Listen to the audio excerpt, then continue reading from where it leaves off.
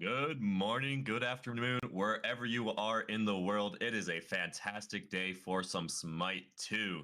I'm CyberLynx, joined by Blaine, and we have Tess in the production booth.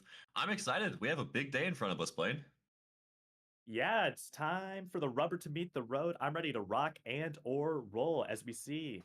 Not surprising, no Bacchus, no Jing. Yeah, so first game of the day, we have Employment Larpers versus Pulse.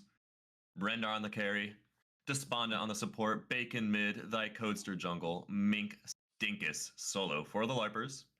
No Berlin, no Berlin rather, Sono Faboom, Hope, Trent UDK, and Dirt for Pulse.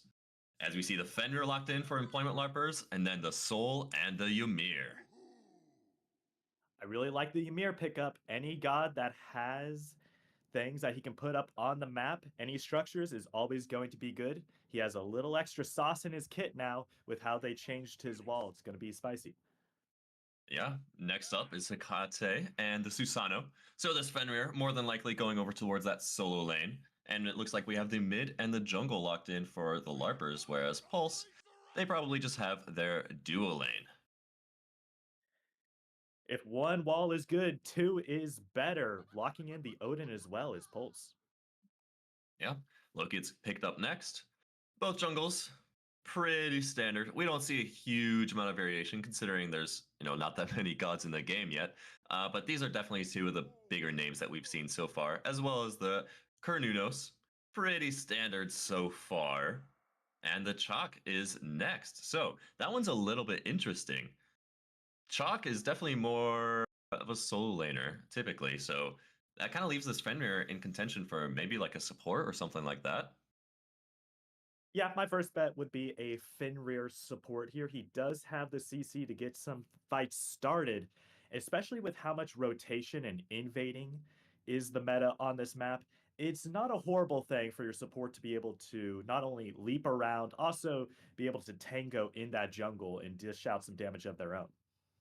Yeah, something to note about these matches, they are best of one. So both of the teams are going to be putting their best foot forward, and Employment Larpers seems like this is what they're confident in. They want to run that Fenrir, maybe the support, maybe the solo, maybe Chalk flexes over to support. They don't really know. Keep Pulse guessing a little bit. Pulse now locks in the Anubis. Well, that really mixes things up here. It looks like it will be Soul ADC. Soul's a little bit of a flex pick going to the duo lane. We've seen a bit of crit soul with the itemization changes. Of course, those magical ADCs can go for those crit builds, and crit soul has found a decent amount of success. So it works out for Pulse. Anubis, definitely a very, very aggressive god in general. Kind of unsafe, but gets those big damage numbers in. So overall, these two teams are finished. Who do you favor here, Blaine? I really like having two walls on this Pulse team, especially when you can dish out some free damage from Soul. However, having a displacement with the Hecate and Fenrir, they can take you places you don't want to go. It's Hmm. going to come down to who deals with this Chalk ult better. I think if Chalk is able to get some good 3-4 man ults here in this fight, especially you have Chalk ult with the silence and you have Colonel, I think if they're able to line those up correctly and both get their money's worth out of those ults, I think it's going to go their way. Hmm. Definitely something to watch out for this game. What percentage of those ults land on multiple members? Odin ult, also tried and true from Smite 1, can lock down gods like Cornunos, but this Hecate pick, spices things up a little bit with her own teleport ultimate. So let's see exactly how this match goes down as we go into the game. Let's rock and roll. And we got Chalk, in fact, going to this solo lane. It's a bit interesting. There's not exactly a standard start right now in Smite 2 because with how strong invading is right now, you don't want to be too predictable with how you do it. Right now, we see 4 members rotating around to this duo side. Mm. Looks like they want to place a lot of pressure on those dual lane buffs. Sunder, of course, does smite those camps. Currently, Pulse pretty spread out. Doesn't seem like they're aware. Employment Larpers Just trying to spring a trap here. Son of a Boom doesn't know. SK Peso shows his face. Codester in the vicinity, but just backs up, does the Ymir. Employment Larpers. Looks like they're just doing a heat check, Blaine. Walking on out. Yep, always good, especially in Smite 2, to show your face at these objectives, put that fear in the back of the mind of the enemy team. It'll be interesting to see if that speed camp that they showed up on is the one they're going to end up prioritizing more later in this game. Ymir now showing a little bit of face. So both these teams definitely want to at least show that they might pressure these buffs. We have Sunder picked up for both support and solo on both teams, so definitely a lot of potential there for these invades. Doesn't look like anybody's hard committing yet. Fenrir's in the vicinity is SK Peso. Looks like he wants to take this buff from the Ymir. Has the Sunder, but so does the Ymir. Ymir ends up securing it. Fenrir just has to walk on out. It's always a win. Not only getting your own camp, but denying the XP that Fenrir could have gotten if Fenrir didn't go for the invade. Something to note, though, of course, with Fenrir going for that invade, his Kurnunos got a bit of solo farm, so it's not the end of the world that Fenrir didn't get the smite. Just gets his ADC a little bit ahead, which is, as you say, always very nice.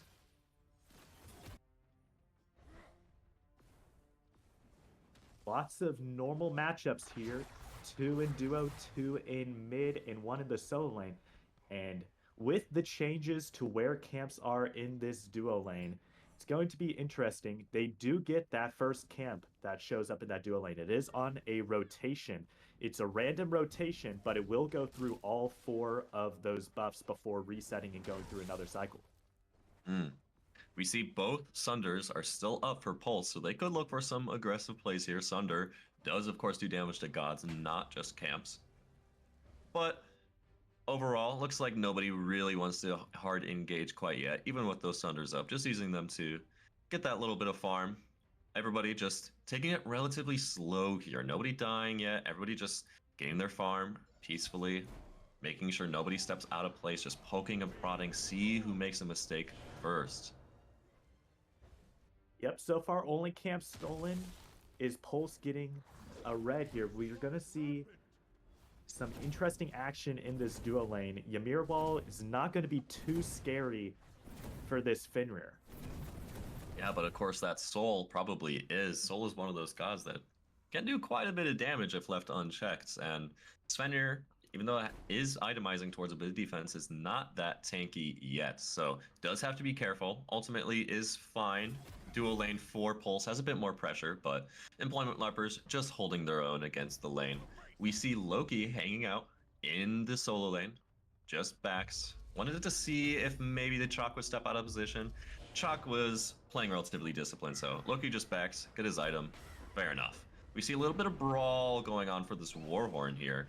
Why don't you tell me a little bit about this Warhorn, Blaine? It's a relatively new objective in Smite 2. Actually, hold that thought. Looks like there might be a kill here in the solo lane. Codester, first blood of the day. Susano diving in and collecting that kill on the Odin. That's definitely a great start for Employment Larpers. First kill of the match and the day. But I'm going to go back to my question, Blaine. Tell me a little bit about this Warhorn. It may not be worth dying for, but it's definitely worth killing for. Not only will securing it spawn in a wave of champion minions across the map. Bacon, oh boy, under a little bit of pressure. Spicy there.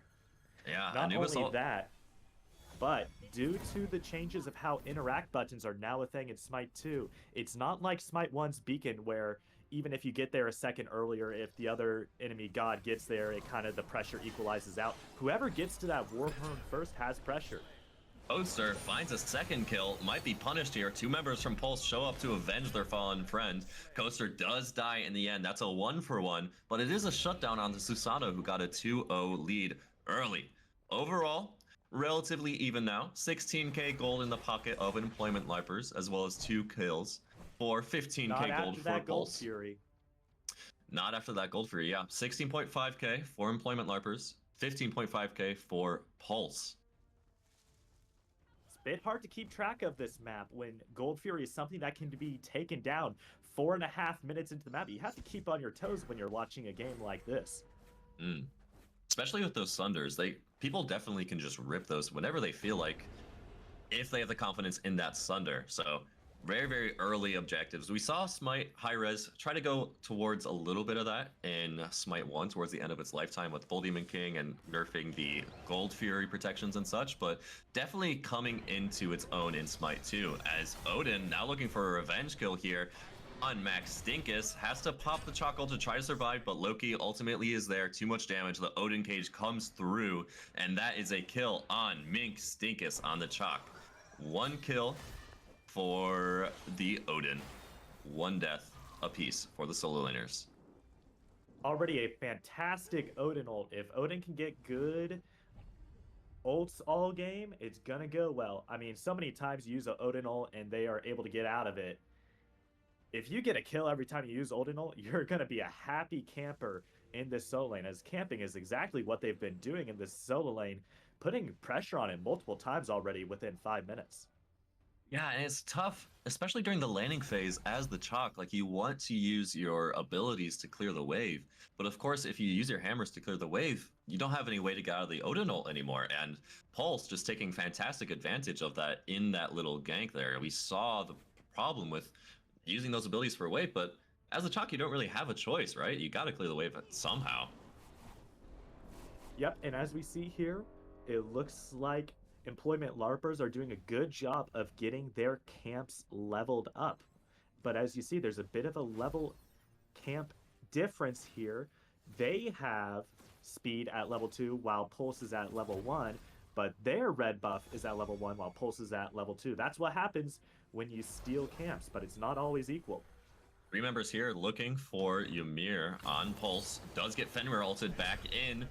Does die. Son of a Boom goes down to the Fenrir ult. Codester picks up the last hit. That is now 3-1 for the Susano. Looking to run away with this one a little bit. We're still pretty early, but the Susano been showing lots of sparks so far in this match. Definitely the player to watch. I'm going to keep my eye on Codester, Blaine.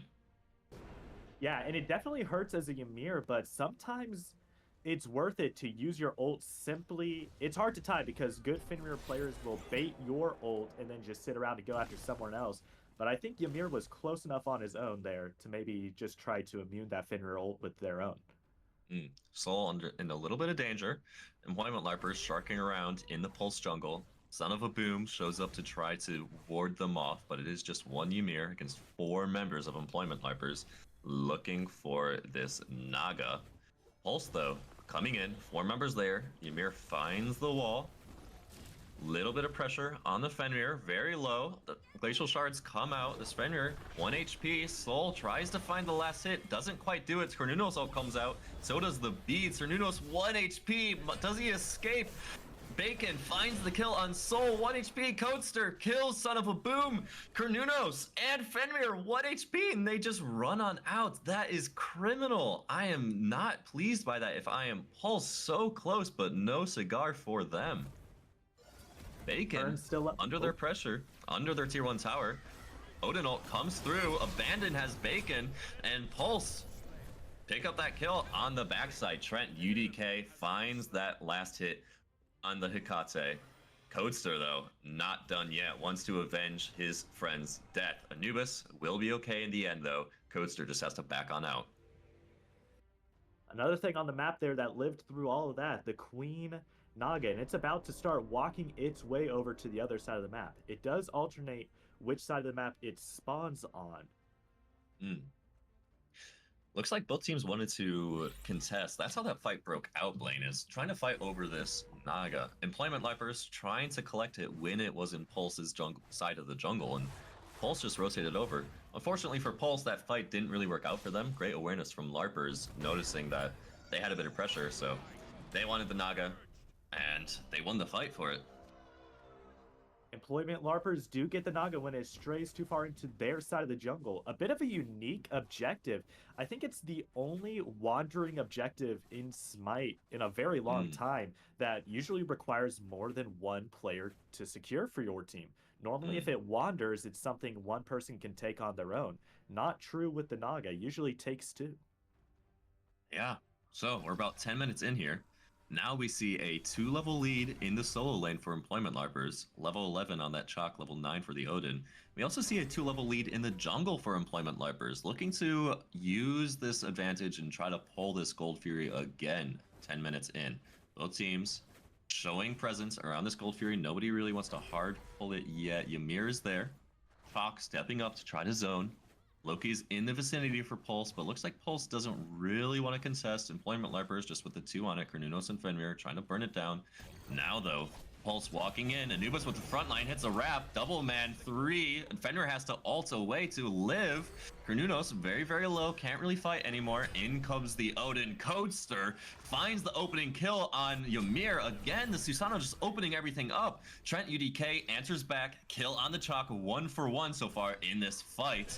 Looks like both teams trying to disengage. Dirt finds the kill on the Fenrir, who had to leave very, very low. Codester back in, looking for this Odin.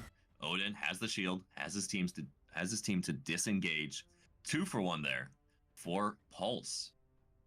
But Employment Larpers are the one able to pick up not only the first Gold Fury, but also the second. So not only do they have a permanent movement speed when coming out of their own fountain, now they also have the buff from the second Gold Fury. I mean, these stack up over time.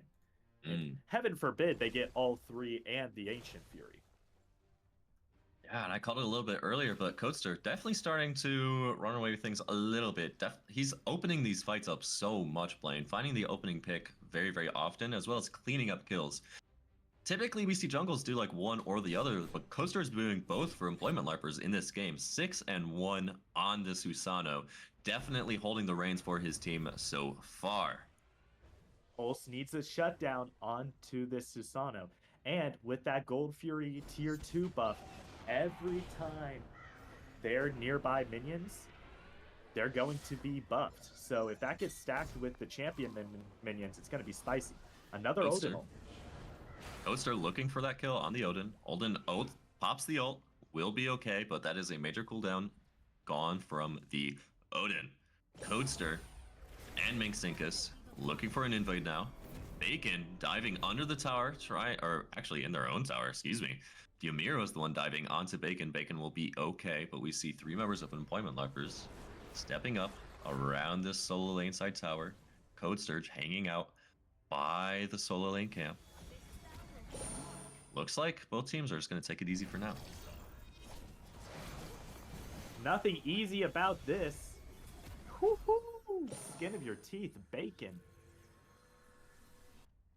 1 HP does escape. Brendar trying to chase down the Pulse member. Doesn't quite manage to do it. Loki does escape, but stays a little bit too long. Brendar finds that last hit on the Loki, who was trying to get that camp. Very, very greedy. Looks like Anubis might be next on the chopping block. 3 members from Employment Larpers, and that is a dead Anubis. Hope goes down. Double kill for Brendar. 2-0-4 on this Carnunos now. Yeah, but it's still Codester, the harbinger of destruction for the Employment Larpers. Everywhere he goes, dead bodies follow, as there are now 4 members in this duo lane. I think with those enhanced minions from that second Gold Fury, they have the ability to shred these towers fairly quickly now. Fenrir starting to get a bit more tanky. We saw him dying pretty quickly early in those fights, but now he's approaching the point where he can really start to open up these fights with those Ragnaroks.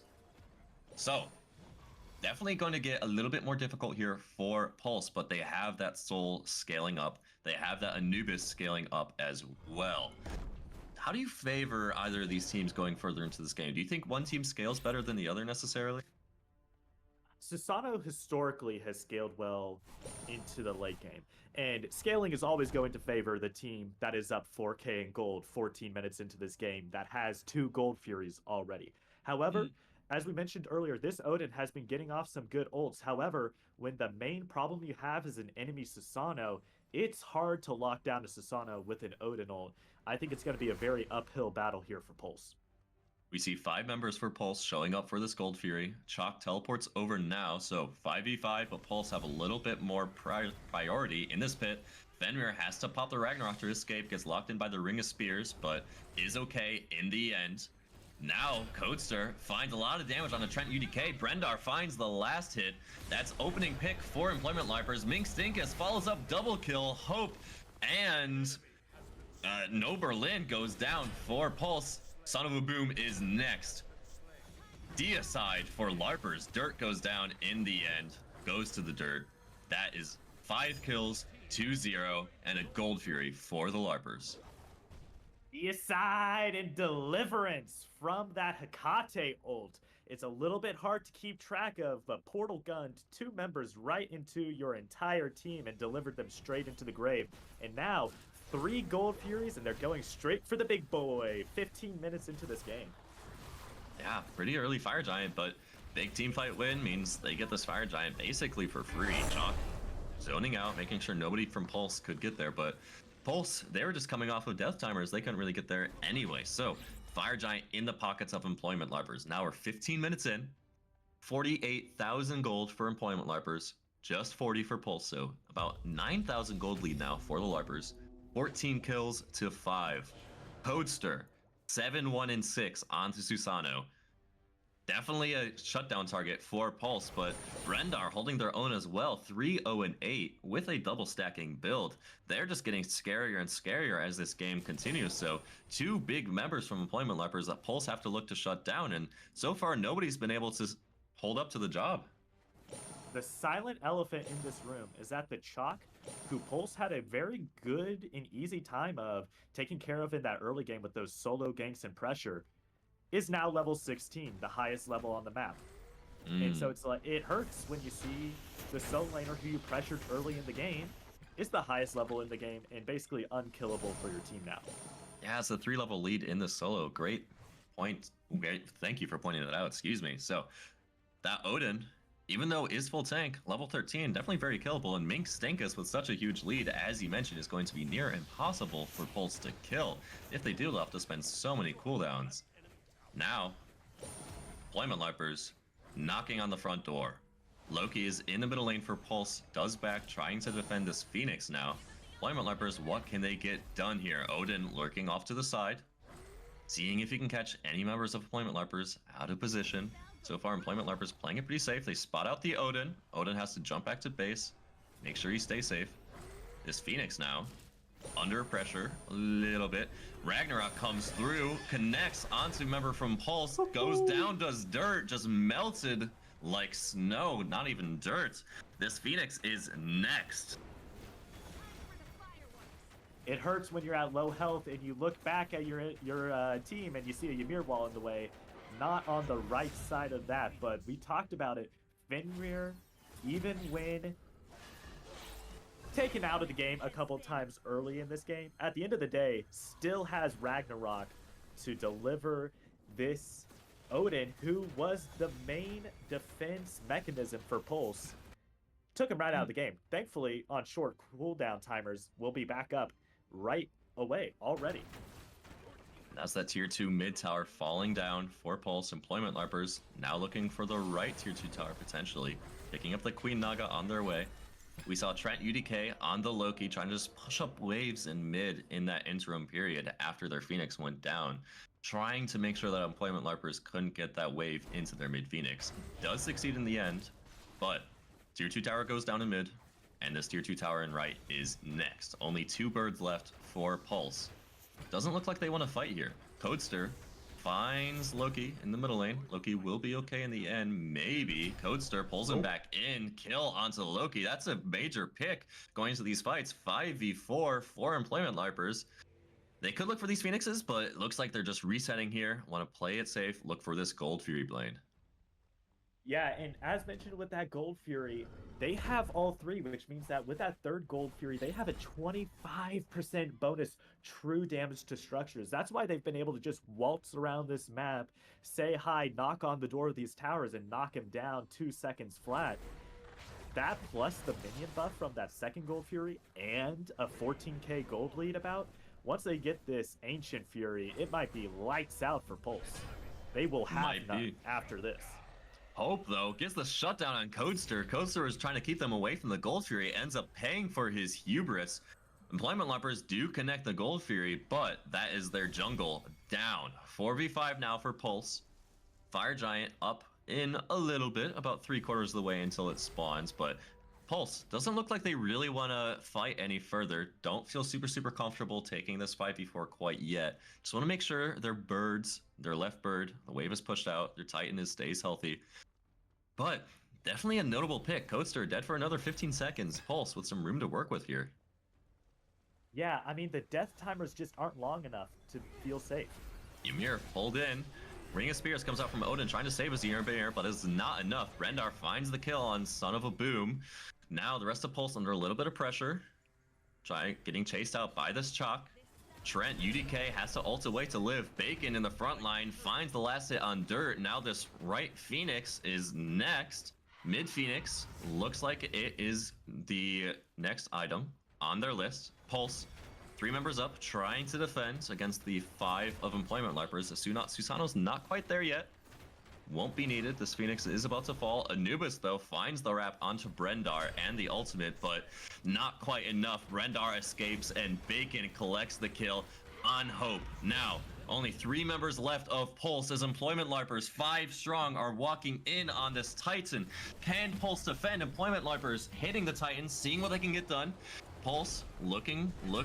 Fenrir finds the opening kill on No Berlin. 2 members now for Pulse. Codester next on Son of a Boom. Only 1 left from Pulse. Can he do it? Ring of Spears comes out, but it is not enough. The Titan falls. Employment Larpers take this game. Fantastic job by Employment Larpers. Susano running this map down. Only mistake in that late game did not stall the push of his team at all. The 4v5, they were still able to waltz around, pick up those objectives, and then when he came back up off of that death timer, ended the game right away. Left no room for error there. Yeah, masterclass of map pressure there from Employment Larpers. Definitely a lot facilitated through Codester onto Susano. We saw Brendar just slowly, happily scaling up, just playing optimally, making sure he didn't get too crazy in the early game, and worked wonders for Employment Larpers. Fairly dominant win there for them. Not really shaken too much by Pulse at all in this match. Yeah, and when the enemy Odin started off that game with multiple good ults, especially in that solo lane, taking out this Chalk. But when you have a Susano, the one character who's the most immune to Odin ults is the one popping off. It's a really bad sign for your team. And that's just what Susano did, and that's just what the doctor ordered for Employment Larpers. Yeah, so fantastic first game of the day. Excited for a lot more games just like this. Stay tuned. We're going to go to a quick break.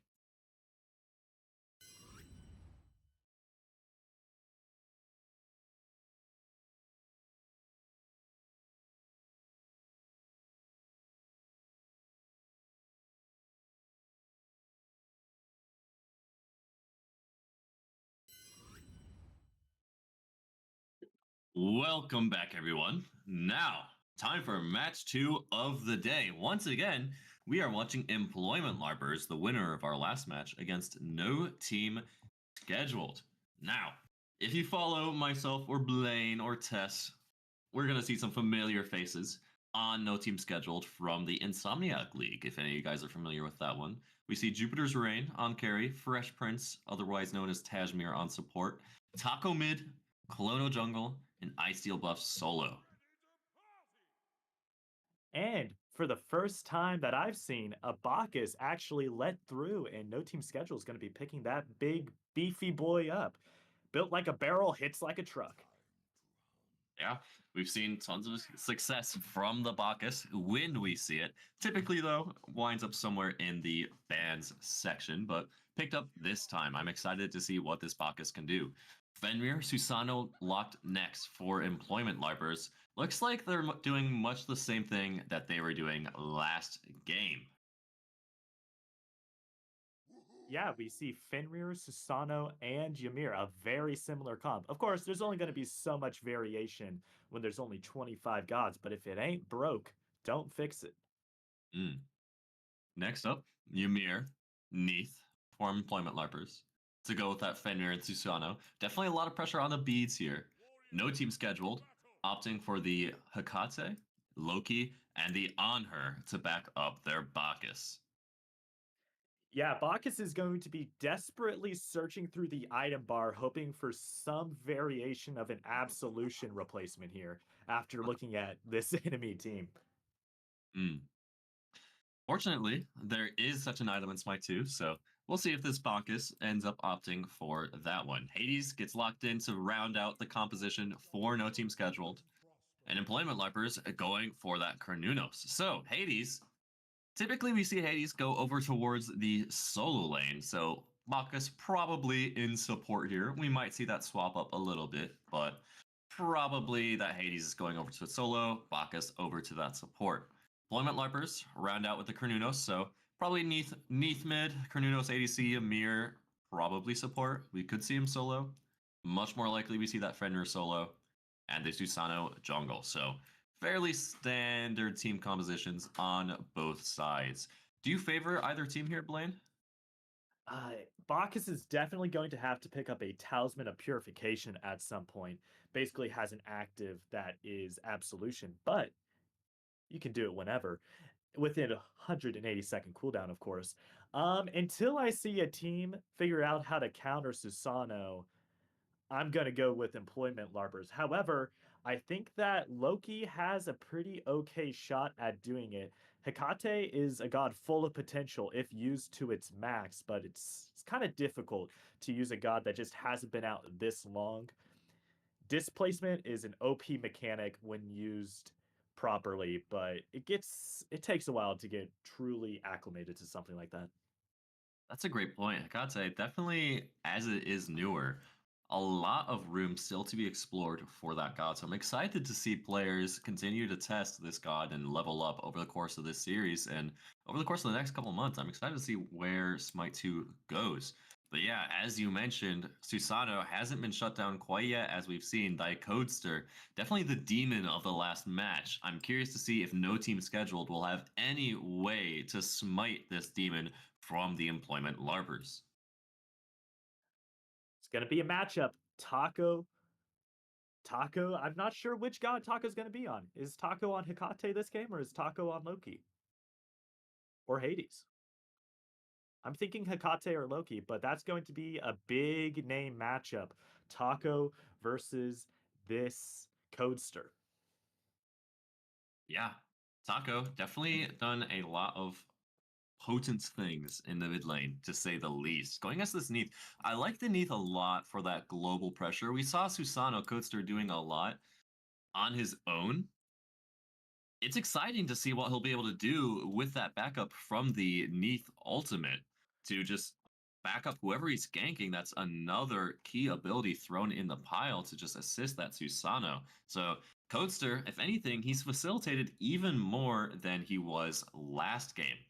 Fenrir, this time, going probably to the solo. Last time we saw him in the support role. This time, maybe itemizes towards a bit more damage, but likely filling much the same role as he did last match. But Ymir definitely offers a little bit more peel potentially than the chalk Mhm. pick, if that's what Employment Larpers want to opt for. Do you think the Ymir should? How do you think the Ymir should navigate these team fights, trying to play around this Loki and the Hades? Do you think he should be like trying to initiate for Employment Larpers, or should he be looking to peel? Like, what's the game plan here for this Ymir? Hades is definitely a god that Ymir should be very, very scared of. Not only can Hades easily get out of Ymir wall, if Ymir gets too close to a Hades ult, Ymir is toasted and donezo. The combo Ymir's going to have to be careful about managing in the duo lane is stunning Bacchus without getting impaled by on her. That's definitely something to watch in this early duo lane because it's Mm. easy enough to just stun the Bacchus burp. But while you're doing that and you're self-rooted, you might find yourself on the receiving end of an on her skewer. We'll see what happens in that duo lane. Yeah, on her, definitely one of those picks that, if given the space and the time he needs, can put so much damage. Gets that flat penetration from his passive. Of course, that stun from his impale.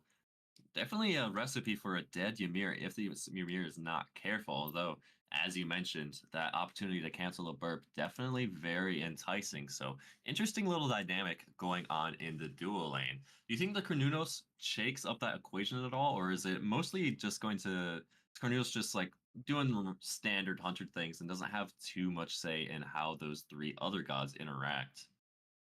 Pernunos didn't die last game. Hard to tell how much of that was simply having such a massive lead across the team.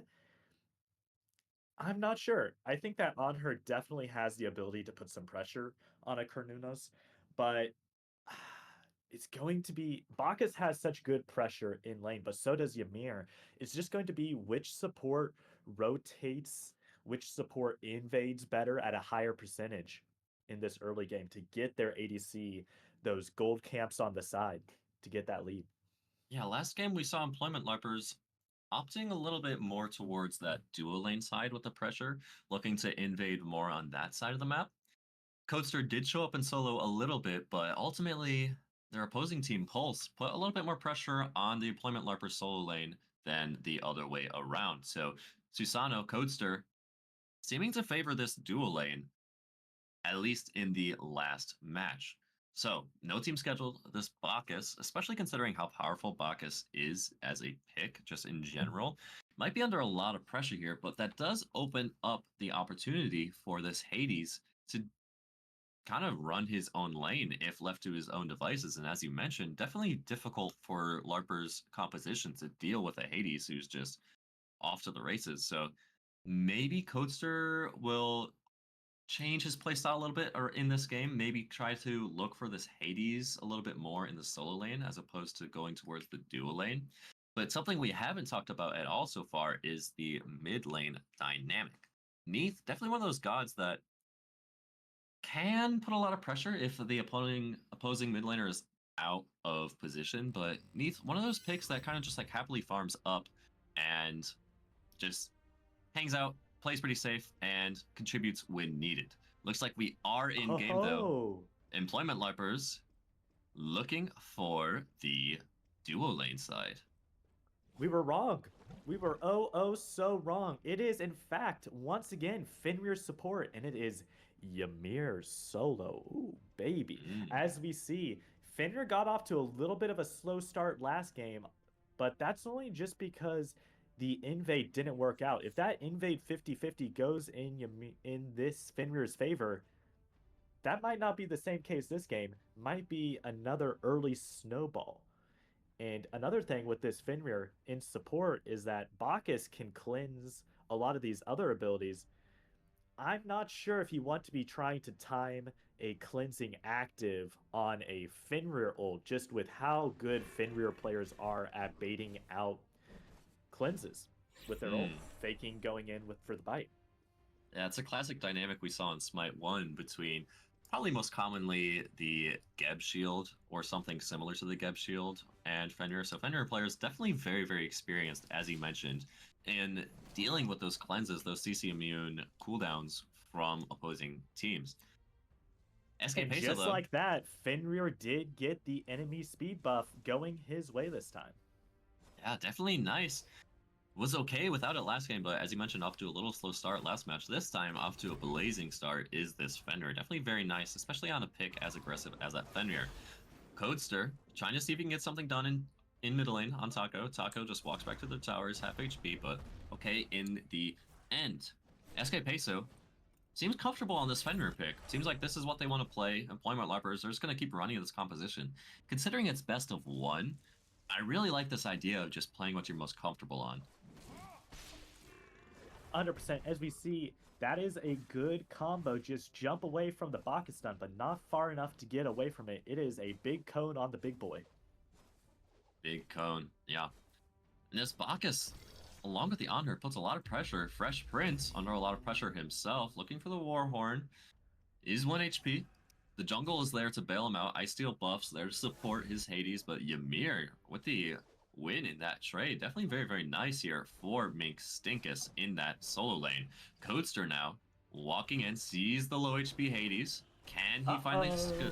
The stun connects. Mink Stinkus finds the last hit. First blood for the Amir. Codester picks up that assist credit. And we're seeing the ball. It's going. Of course, very, very early. Too early to tell anything definitively, but Employment Larpers with a little bit of advantage here. Codester now comes to the middle lane. Taco does escape very low, but Codester, so much map presence that Iceal Buffs hasn't really been able to match yet. Warhorn going the way of the Ymir. As we saw, no team schedule did start it, but you can interact and make it start going your way after that solo lane first blood. Employment Larkers pick it up. I'm curious to see what they'll do with these enhanced waves. We see Gold Fury is coming relatively soon-ish. I don't know if the enhanced waves will be delayed enough for that to be much of a factor in pulling this objective, but that's definitely something we could see in this match going forward. Getting that sort of map pressure with these enhanced waves to look towards these early objectives, Blaine.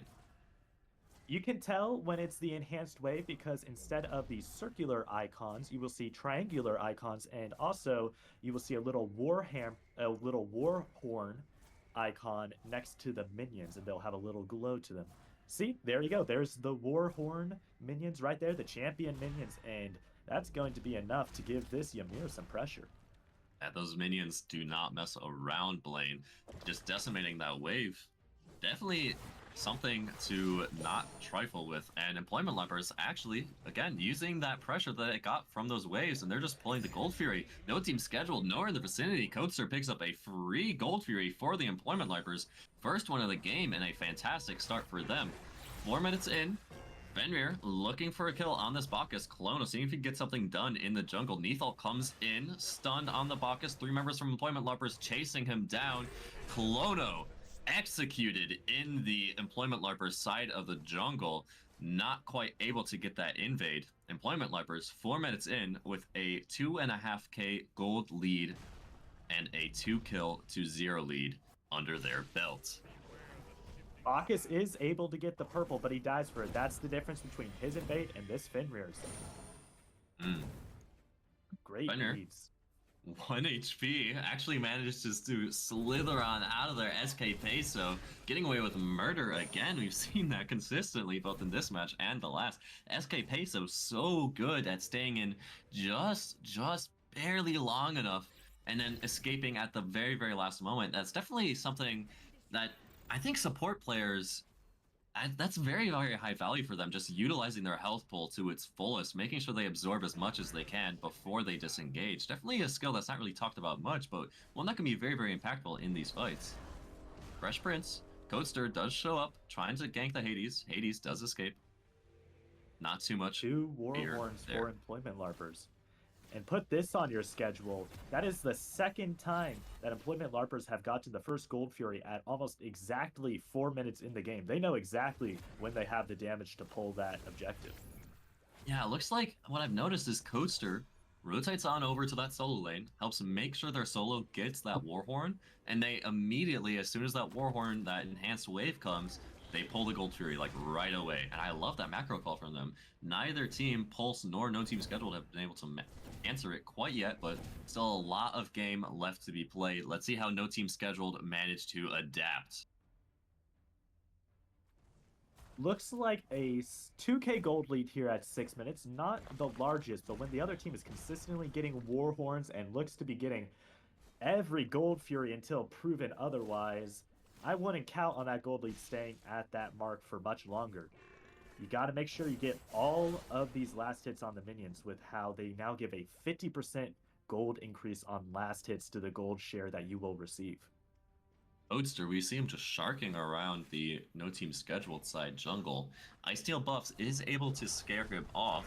Fresh Prince, now on the receiving end of a Ragnarok. Nice dash, does escape that bite just barely, and lives. That could have been very, very bad for the Hades, but works out for him in the end. A little bit unfortunate there for SK Peso.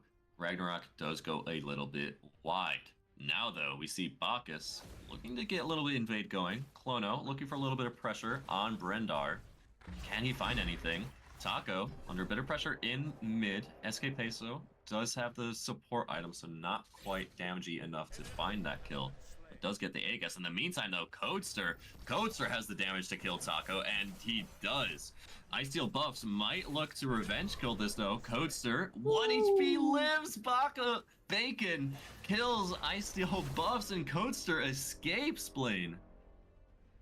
That is diabolical. And once again, another Warhorn. They're stacking him up.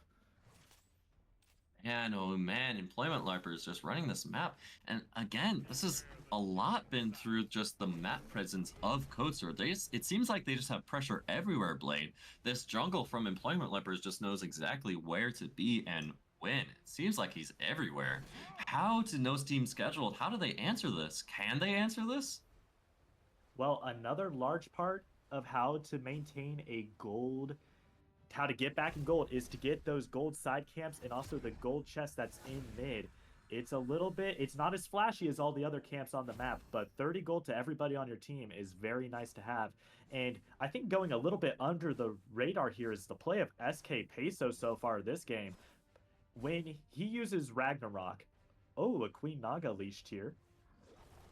Looks like Jupiter's Reign spots it out, but so is Spotted himself. Fenrir jumps in, gets the Ragnarok, 3 people to 1, and that is a dead Jupiter. -1 on her. No Team Scheduled, looking to come back in now. Carnuno's ult comes through, just making sure that No Team Scheduled can't get too crazy. And that's a kill and a Naga for the Larpers. Why don't you tell us a little bit about that Naga, Blaine? Yeah, it's basically if you've ever played Elden Ring and somebody accused you for playing the game on easy mode because you use summons, that's what it does for your objectives. You can summon 2 Nagas. You see them right there on this Gold Fury, helping you tank this objective. It is not for free, though, as No Team Scheduled is around it. Team Scheduled wants to stop them. 5 members from Employment Larpers are there. Coaster very low. Ice-Steel buffs, gets the shutdown. Mink Stinkus answers with a kill onto Clono. Hades all comes through, finishes off a kill, and finds another, actually. 3 dead for Employment Larpers to the 1 from No Team Scheduled. Very, very nice team fight for them. Not done yet, though. Mink Stinkus goes down to Ice-Steel buffs, who's very low. Neith has to disengage. 4 kills, but Mink Stinkus on the back end kills Ice-Steel buffs, who's this very almost escaped at 1 HP, but Mink Stinkus there to finish him off. Ultimately, though, 4 kills for No Team Scheduled to 2 for Employment Larpers. Very, very nice there to help crawl them back into this match. They needed that, Blaine. And quite possibly the best aspect, Gold Fury didn't go the way of the Employment Larpers there. That's the first time they've been denied that objective so far. And another thing about SK Peso, even when he uses Ragnarok in an enemy, as we saw earlier in this game, Hades used Combat Blink to get out of it. Ragnarok is on a much shorter cooldown than the 220 seconds that Combat Blink is on. And unlike Smite 1, you cannot upgrade those relics. 220 is going to be where it's at for the entire game, leaving this team vulnerable to further ganks from the jungler. SK Peso doing a great job this game so far. And here we see the Ragnarok coming out again. Just spoon-feeding Jupiter's Reign. Jupiter jumps out 1 HP. Bacchus is there to try to save the day. Autoing is Jupiter trying to get whatever he can done. Connects the Impale. Might be able to escape. The Brutalize comes through, and Jupiter ultimately goes down to SK Peso. But a little bit harder than I'm sure Employment Larpers were anticipating there. I think they thought Jupiter was just dead, but Bacchus with that support and nice ability usage from Jupiter's Reign made it a bit more difficult. But ultimately, that kill does go their way. Yet another Warhorn going the way of Employment Larpers, making each and every wave just so much more difficult to box in lane when every enemy wave is just better than yours. Yeah, that's true. And we've seen them use that pressure to great effect so far in this match. So that priority on the Warhorn working out very, very nicely for Employment Larpers. Now, Bacon under a little bit of pressure. Bacchus flops in. Loki ult follows. Kill under tower. Clono finds the last hit on Bacon. But Codester not done with Clono. Pulls him into tower. Connects the abilities. Clono falls 1 for 1. But that's the support for the mid lane. I think I'm okay with that if I'm No Team Scheduled. The longer this game goes and this gold lead is staying in this 4K range and the other team only has one Gold Fury, I'm okay if I'm no team scheduled. Especially after what we saw happen last game. Here we go, Ice Steel buffs. Not Pressured sure in who his own got that jungle. one. Pressured in his own jungle by SK Peso, but as you mentioned, this 4K gold lead that Employment Larpers found early on has kind of stalled out a bit. Like, no team scheduled has managed to stabilize this game relatively well so far. 12 minutes in, 5 kills for no team scheduled, 9 to Employment Larpers.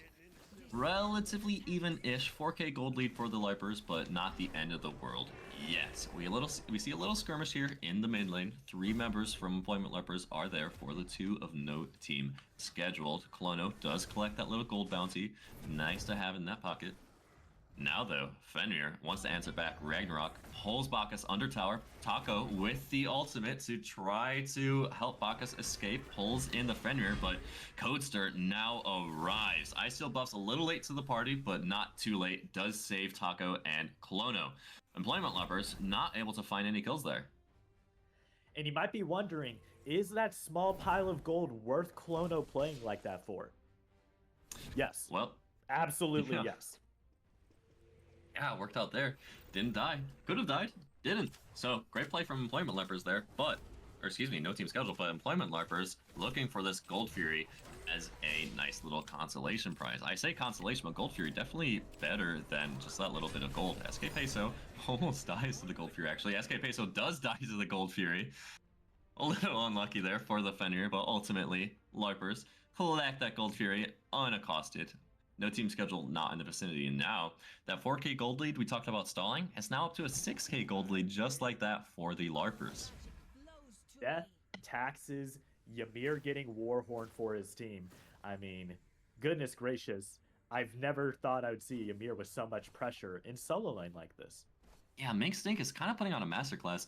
And although we haven't thrown a lot of mention his way, we've seen Mink Stink just consistently get ahead in this solo lane. Even last match where Pulse was prioritizing trying to gank Mink Stink as his lane, we saw him with like a 2 to 3 level lead over the Odin. So farming very, very effectively, getting these Warhorns, getting all that pressure, and definitely a nice asset for them. Codester finds the one tap onto Taco. Taco just trying to clear wave, and Codester comes in, connects all the abilities, -1 Taco.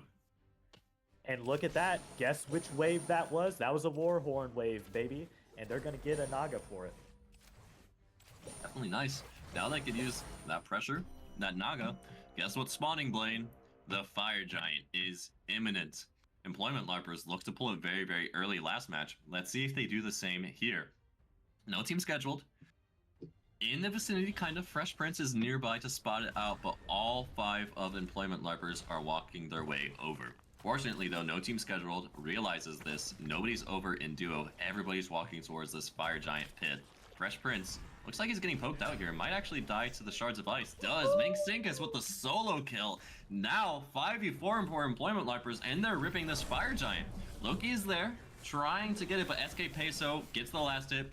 And now they're just chasing down their food. Ragnarok connects on to the member of no team scheduled. Cornuno assault comes through. Taco, though, finds the kill. Codester now onto Jupiter's Reign. 1 for 1 in this fight.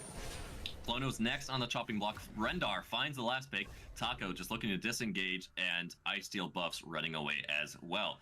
Overall, 3 for 1 for Employment Larpers and a Fire Giant under their belts. Might not be done. Codester behind the tower looking for Taco. Taco pops the Aegis, might be okay. Codester, all the abilities perfectly connected, waited out that Aegis masterfully, and finally finishes off that kill on Taco. Ain't no Aegis long enough for a 5-1-5 level 16 Susano with Fire Giant buff at this phase of the game. A quieter game. This is, surprising to say, a quiet 5-1-5 Susano game. And the thing is, it's Susano. It's only going to get worse. Yeah, we mentioned him being the demon of last game. Might have to upgrade that to the Demon King. Now, though, a little bit of pressure onto Coaster from Ice Steel buffs, but peeled by his team. Fresh Prince tries to find a little bit more, but cannot has to pop the Pillar of Agony, but just gets burned down. Brendar, with those auto attacks, finds the last hit. No Team Schedule just running with their tails between their legs. Polymorph comes through. Diving deep is SK Peso. Bacon, kill onto Clono. No Team Scheduled running for their lives. Under the Phoenix, not enough to save them. Bacon, now a kill onto Jupiter's Rain.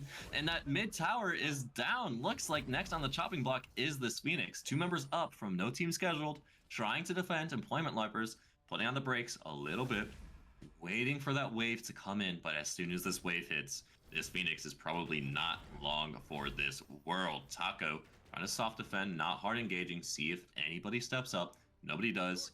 Third falls. Next bird, right lane. Whole team from Employment Larpers walking over. No Team Schedule starting to come back from respawns. They might try to contest. Ymir walls them off. This bird is falling slowly though. Half HP. Clono's walking up, just ushering them out of the Phoenix. Phoenix is alive for now. Clono making a lot of space for No Team Schedule. It looks like they defended it for now, but that, again, that's only for now. Next wave coming through. Employment Larpers. How do they crack this? It's gonna be a Ymir walling off somebody big here, as we see counter engage not going well. Not going well. Only one low from Employment Larpers, though, is SK Peso. No Team Scheduled has to back off with that bird still half HP. Now, though, Bacon finds that last hit on Fresh Prince, and this bird will pay the price. 2 birds down for Employment Larpers. Looks like they're just collecting their win. Want to consolidate, back on up. Don't want to push too far with No Team Scheduled. 3 members still up, 4 now. Fresh Prince coming back up in 30 seconds. Employment Larpers. Looks like they just want to reset here. Get their items, heal back up, then probably push down this left lane. Very, very disciplined play here. They already got 2 birds off of that. They already got 2 birds. You know, no reason to try to waltz all the way over to duo lane. Back, get some more items. We saw a Neath ult collect a kill there, and you're like, oh, why didn't anybody body block it? That's a level 17, 5, 1, and 8 Neath. I'm not sure if anybody could have body blocked that, to be frank. Your highest level tank is a level 15 Hades, and your support is level 12. A Neath ult might have killed either of them there. Yeah, but Hades was dead.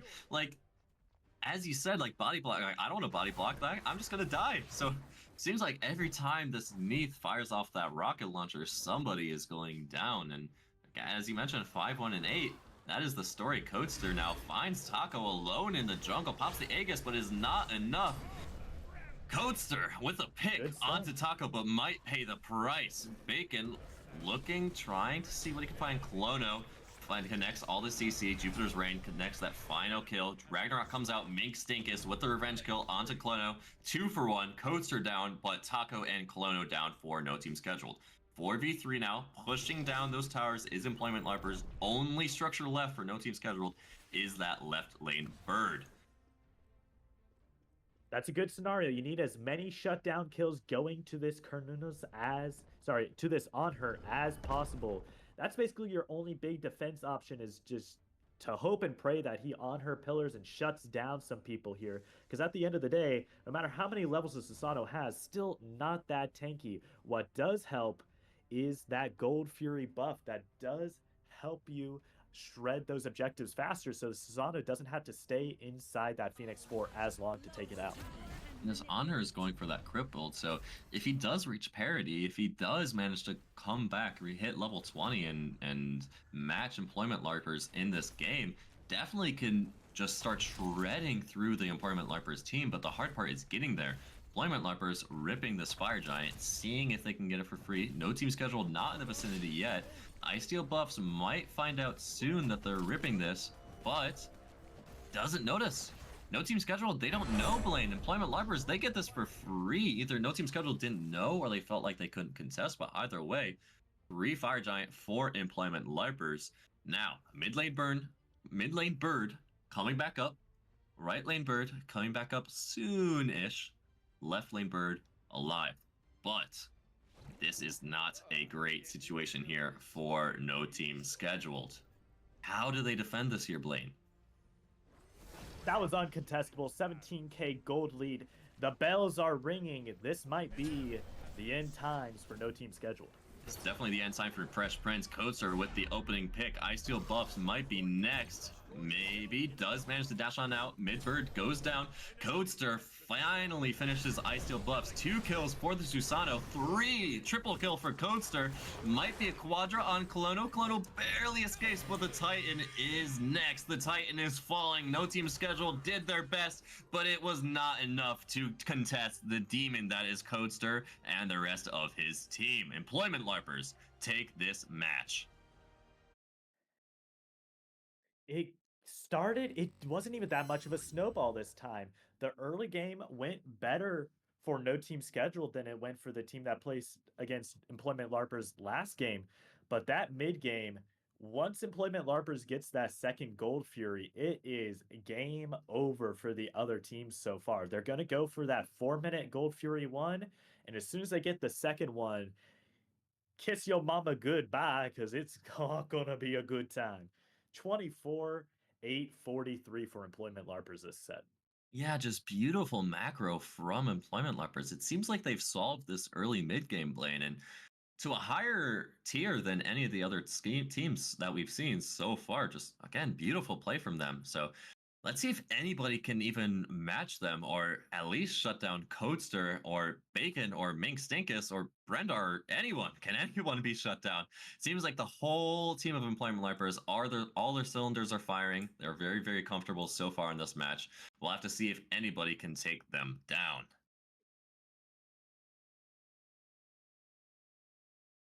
That was a good game. And you see, the most deaths on your team is 3 on a Fenrir, whose job is to die, and one of those deaths was to an objective. You take those. That was a clean victory for Employment Larpers. Clean victory indeed.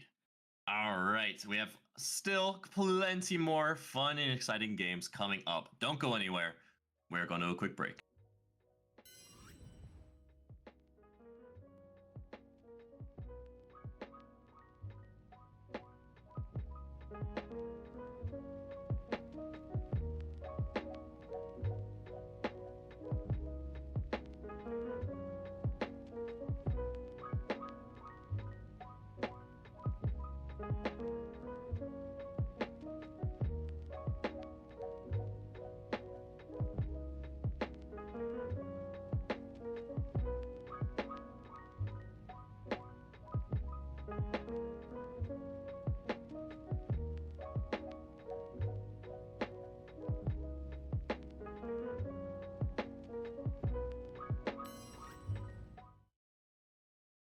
Hello, everyone, and welcome back to Smite in the Sewer, covering this Founder Series on the B side, on the down low.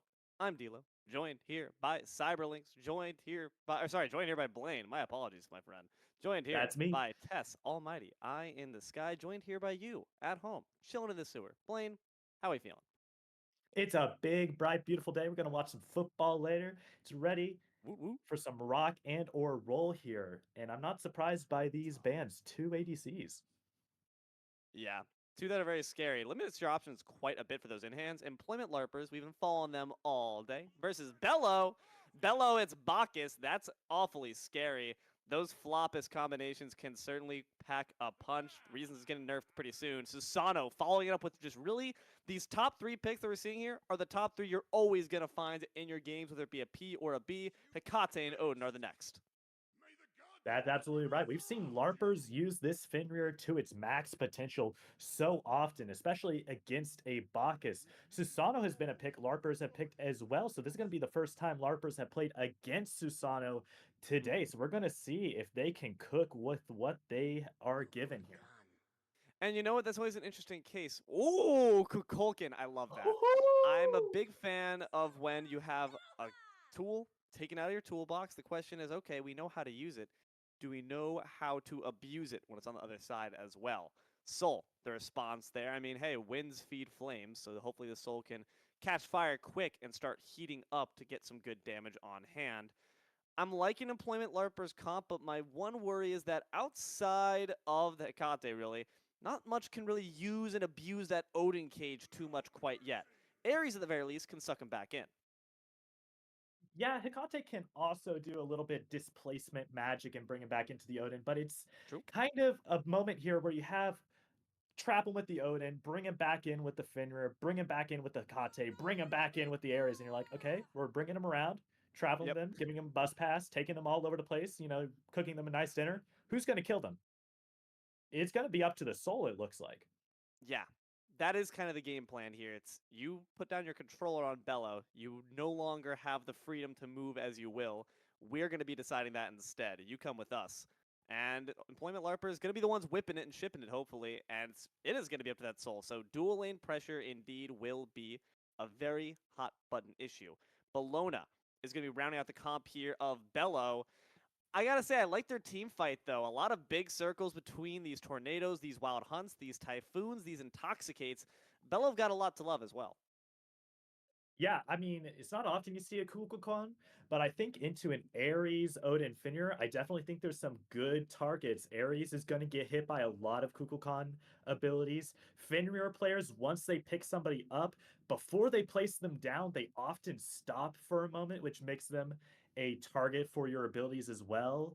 It's going to be interesting, though. There's a lot of immunities that the Susano is going to have to be working around with here.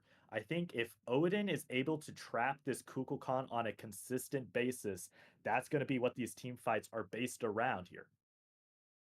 Yeah, absolutely. So looking forward to Bello really escalating their game plan in that late game. I don't know, as far as these jungles go, that's really what I'm looking towards. Sometimes people are able to grab both Fenrir and Susano on their side, but no. These threats are split up. They have unfortunately been separated. Maybe not divorced quite just yet, but they're considering at the very least. They need some couples counseling. Where do you want to see each jungle focus their attentions? It's always an interesting pick. We've seen employment LARPers. Their solo laner has been focused in previous sets, and it has not affected them at all. They like to put a lot of focus on the enemy dual lane and mid, especially. I think that's going to be where they go again this game. I think Kukulkan is going to be a big #1 target from employment LARPers. Will they be able to slurp up the danger noodle, or will it instead slip its way out of your grasp? We'll find out. Let's get right into game. Employment Larpers versus no team scheduled. We're here for the Founders Series Smite in the sewer, baby. I'm Deelo. Joined here by Blaine, joined here by Tess, joined here by you at home. Blaine, looking into this game up ahead, early game dynamics. Walk me through it. Well, this is the first time Fenrir has been picked up, and it has not gone to support for employment LARPers. It's looking at this early duo lane. So Ares Flames are knockup, now called displacement immune. So that is going to be a nice counter into this wrong you Bacchus. But the big beefy boy is still going to be able to put in work, especially with the Kern. I'm thinking that the employment LARPers should have some poke here in the duo, but I wouldn't be surprised if it doesn't go their way. And we've also got an invade here in the duo too. Just more of what you expect. Both the supports taking the purple buff. I love how because the Sunder meta exists, the gods that are supposed to receive these buffs are never the ones that actually get them. Soul's a bit jealous of her companion in the long lane. Ares certainly sporting that purple belt with fashion and finesse. And, you know, at the end of the day, both teams get the other team's purple, so we're just a little bit of sharing. Not too big of an issue. Yeah, it kind of all washes out in the end. But who got back to lane faster and who has that lane pressure? Bello has the pressure so far in that dual lane. Indeed, and that might just be because Soul, despite being very potent when she has have her heat up on her side, takes a bit to heat up. Ares is certainly not going to match the pressure as well of a Bacchus. That's just going to be the nature of the game. What also, though, is an important aspect of the nature of this matchup, Ares and those chains can certainly put Bello in a bind. That's going to be the key aspect. You're going to have to hit all three of those bad boys. And another interesting note here. Oh, there's the stun. The knockup. There's the knockup, and there's the death. Tuba blows a sad note there for Skipso. Goes down there for the first blood. Meanwhile, here in the mid lane, Fenrir going for that Kukulkan. Just like you called it out, Blaine. We're looking for the noodle. Coaster was hunting for some Italian food. Jangaru goes down. Answers it 1-for-1 here. First blood, though, still does go down to Chaos. Might be second blood just in a second. Brutalized. Does not matter if you try to win Siphon their life away. Coaster takes it out. Gets away for free. Bologna. One hit away from death. Not going to be obliged it quite just yet, though it did look a bit stinky there as Mink Stink is ready as the Gungier's might. Don't you dare back right there, my friend. At the very least, that Raven shout keeps Mink Stinkus alive, keeps that pressure on their side. There's a reason the shop isn't full screen, and that's why. That would have been a little bit dangerous, but surely a solo laner is not that oblivious, and the first Warhorn of this game going the side of the Larpers, going to give them a little bit extra lane pressure. A very nice buff to have. We'll always take that. I'm a huge advocate of the Warhorn. And yeah, sure, in the grand scheme of things, come late game, not the biggest importance. But I will say as well, you know what's really good about the Warhorn? It just blares across your screen. It just bothers everyone. When you see enemies got the Warhorn, you just think, man, my solo ain't doing it right. You start to get tilt. You definitely start to hit that tilt. Lane. Immediately, yeah, you're yelling at your solo. You're like, what you doing, bro? They got the Warhorn. So hopefully not going to let that get too far in their heads as Mink Stinkus tries to establish this early pressure. And looking to establish more pressure here on this Kukulkan. Stepped up too big for your own good there, buddy. You don't have an ult quite just yet. And Fenris certainly does. Forces the beads. Still going to try to pursue it? No. They decide to back off, recognizing there might be a rotation coming. Sano takes the gift, and Kukulkan takes the gift of life. Might be trying to take that gift right back, return it from Hakate. Open the gates, going to block Susano's obvious pathway back home, but gets home they shall. A nice jet stream back to base. Yep, you're always going to take that. Is there a bug that shows that Kukulkan still has beads? Or did something happen there? Chaos side on the Observer, keep in mind, folks, never has their relic shown. So they got to keep their cards close to their chest. Got to keep your soul close to your Ares. Those chains are doing some decent damage, just like you requested, Blaine. Some nice chains hitting both targets. And that's what's always going to force Bello a slow retreat back. Unfortunately, a speedy retreat back and a speedy ult from Kukulkan might need to keep them safe. They really are trying to do exactly as you asked for. The mid's receiving a ton of pressure. Yeah, you always know when you get a beads that enemy jungler is going to be returning before it is back up. Kukulkan knew that, and here we go. Another 4-minute Gold Fury pull from Employment Larpers as on cooldown. Susano looking to take it away. They do. Can they get some lives for trade as well? Would have been an awfully nice bonus. Ares might just go down to the whack from Wrong You. It was the wrong move there for SK Peso as they take a tumble. I like the idea from Employment Larpers, but unfortunately, in this meta, you simply can't take objectives for free. We can take a solo, though. Rem goes down. Bello's been watching the stream. Very predictable Gold Fury pulls from Employment Larpers. Bacchus doing Bacchus things. 2 buffs and a kill. Coaster just caught backing in the wrong spot there, even though it was the very back of their own jungle. You're never safe, buddy. Neither is Soul. That Wild Hunt gonna be nicely beast, or Aegis, sorry. And gonna be able to use that to separate, try to escape. Unfortunately, Bacchus doesn't quite want to let that one go. Takes another kill for you. Wrong you forgetting that he's the wrong type of role to get so many kills. Killing spree here for the support. Yeah, it's nothing worse than looking at duo lane and seeing the enemy support not only with purple and speed, but multiple levels up on you. There might be a choo-choo train rolling in this duo lane. Already a 2,300 gold lead. A lot of that probably focused on this duo lane. There is nothing you want less than a Wrong You rolling around that map with 3 kills already. 3 kills. Oh, boys, let's go get a shutdown kill on the Bacchus. That'll be easy. With an Ares Shackle, that's really one of their best ways to do so. Or Codester using that Ragnarok, but neither mean it's going to be that simple. Susano making rotation here onto the Odin. Has Bacchus in tow as well.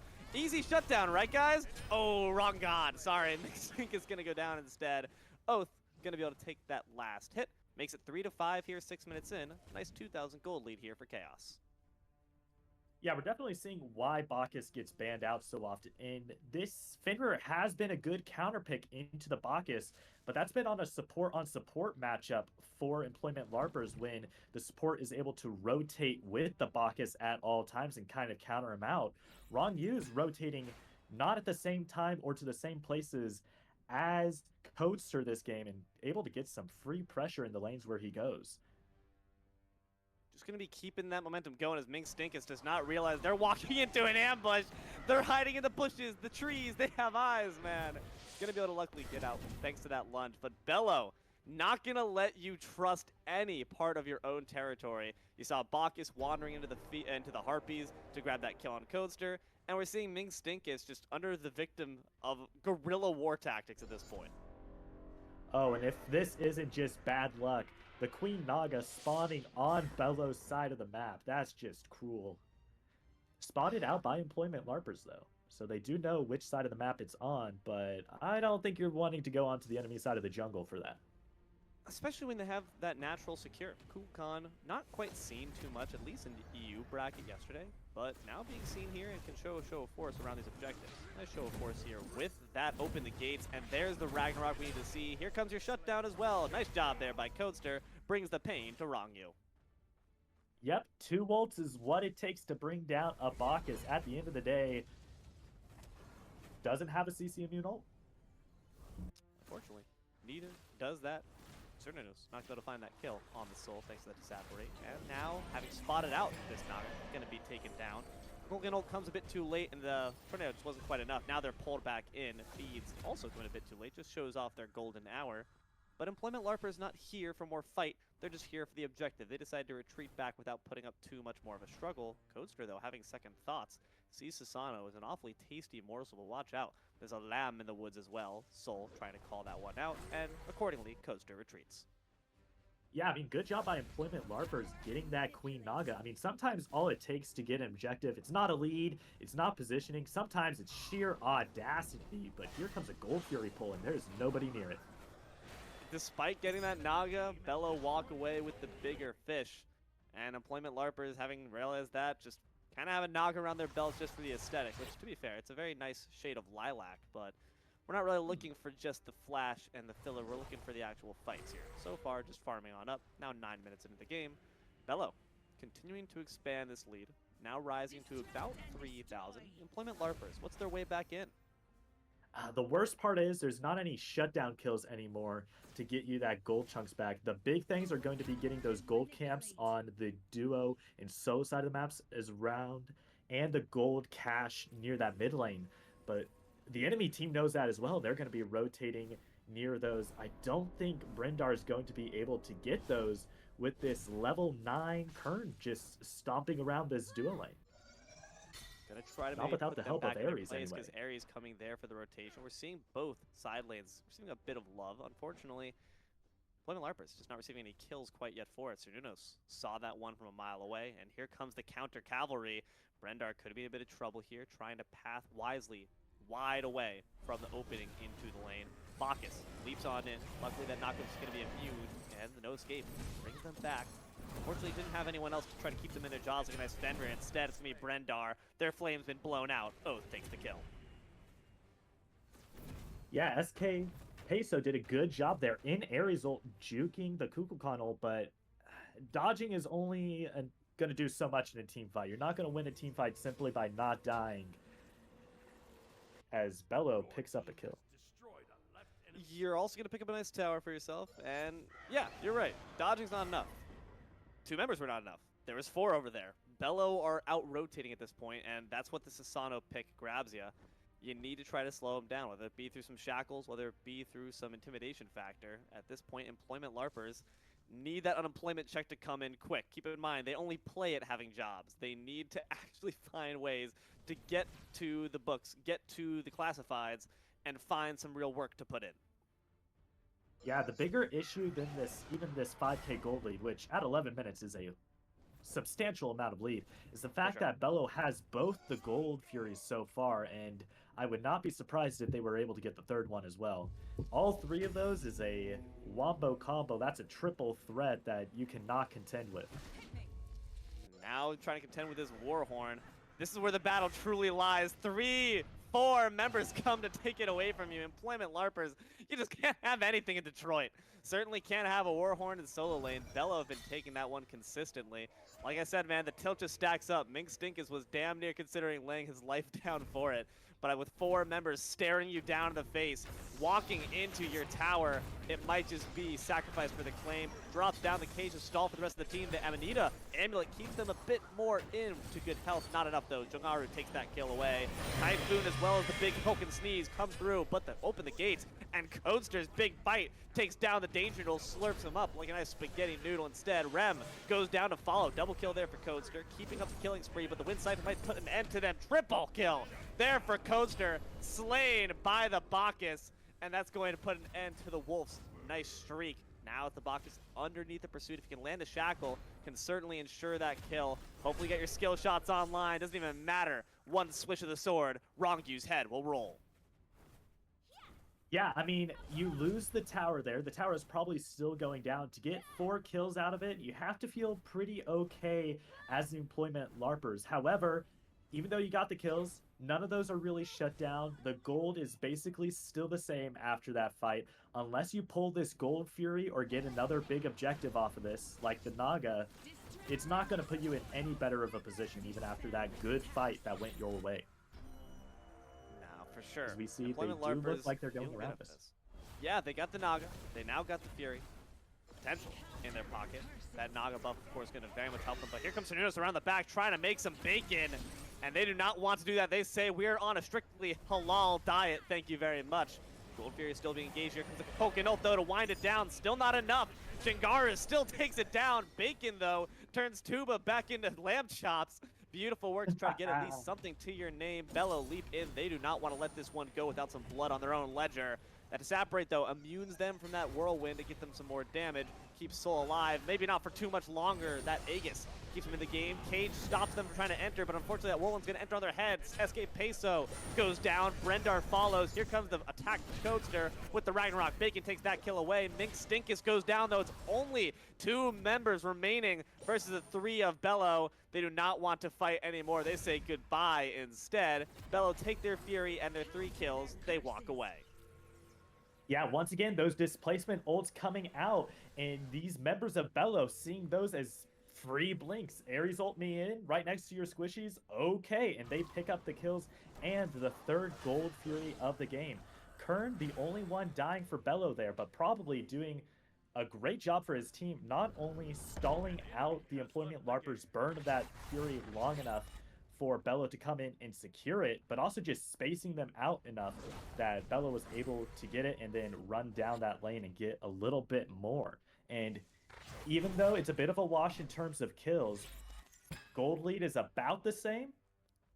Getting that 3rd Gold Fury is a sustained lead that will not go away in Bello's favor. Sustained, but not necessarily expanded too much, given the last time we checked they were at about that mark. But having those 3 Gold Furies is certainly helpful, because not only does it give you those expanded coffers, those deeper pockets, it gives you some quicker movement speed out of base, it gives you some empowered damage up against objectives, so they have those buffs working for them as well. That feels good. Now 15 minutes, 10 to 11. And Employment Larpers have shown they're very liable to punish an overextension from Bello with those displacement ultimates, like you said. But that's still them responding. Do we feel like we need to see them lead the engagement, take the initiative a bit more, or is it best to just wait for Bello to lead with the first punch? I'm not sure if they win these fights without the help of their structures dishing out that additional damage. 6 out of the 10 kills for this team have been onto Fenrir, and I think that's no small part to his ultimate being the last thing to hit before the tower kills somebody. That's a really fair point, honestly. And unfortunately, Brendar, not beneath the structure. In fact, beneath the enemy structure. Gonna learn that lesson the hard way. Gets taken down. Not even able to collect that sweet, sweet tower bounty gold. Just gonna continue that pressure on up. Map state-wise, it's looking all Bello's side. All 3 tier 1 still standing. Odin might not be for too much longer as they try to battle it out with Bacchus, but that mutton chop is a lot more damaging than you might think. It looks like a blunt weapon, but it must be sharpened to an infinitesimal point. No escape. Tries to bring him back in, but the beads will save him. Fenrir gonna leap on in instead. Tries to take him down. Opens the gates to close the book of life on Tuba's head. Bacchus might just be next. Odin trying to escape from that Typhoon does succeed, but now the Ares wandering back in. Coaster could be in trouble. Whirlwind Tick's not going to finish the job, though. They stay alive. Bacchus leaps back in to make sure that can't be the case there for SK Peso. Nice leap to avoid the Eagles rally, but you might have sacrificed your friend Akante. Has to turn around, remembers, oh wait, I left Bacon at home. Might have left that one to spoil instead. Don't you dare go to that bush, buddy. You know that the hills have eyes. Mink Stinkus survives. Unfortunately, 2 of his teammates don't. The start of that fight goes so well for Employment Larpers. The Ragnarok comes out and you get a kill and you think, oh, maybe they do need to go on the offense. And then you realize Bello still has 4 members and the fight swings the other way and they get 2 return kills. And that's why going on the offensive might not work out for Larpers unless they see a member of Bello's out of position or on the other side of the map because they can get a pick. But once that Ragnarok is down, their kill potential goes down drastically.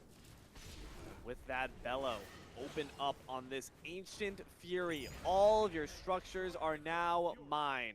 Queen Naga just followed up, taking it away, but Employment Larpers, hey, not a bad play for their side, but Bello seemed to have caught on quick. Bellona on the scene, has Thunder in pocket, can't quite know if it's on cooldown, keeping that card close to their chest, keeping this health bar close to 0. Fenrir's in trouble, trying to finish the job, enters the Ragnarok for the last bite. Rem goes down.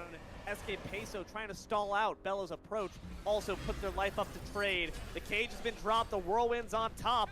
Oath takes down Bacon, Bacon takes down Oath, and Jingaru goes in as well. Coaster gets wiped away. Bacon, the only one left alive, Rongu with a sliver. Not going to be an FG up for claim. Employment Larpers barely stay alive, and the Ancient Fury goes down to Bello. Not sure how low that Fire Giant got, but Rem did just enough to... I'm not sure how low it got, but Rem got enough to make them all drop it. So even if it was low, there was no chance of them taking it. And that fight was all Bello from there. Just got to keep this pressure up. 9K golden. It's such a large expansion at this point that Employment Larpers, yeah, it seems like they really do need to just recognize we can't take that initiative. It's exactly what you said. We also talked about the fact that Employment Larpers, what do you do with the cage? They've dropped it several times with members inside, but the follow-up, not quite there just yet. Fire Giant looking towards the sky, arms raised in a desperate cry, saying, please, someone, help order out. Find them a means back in this game. Blaine, answer their prayers. What is it?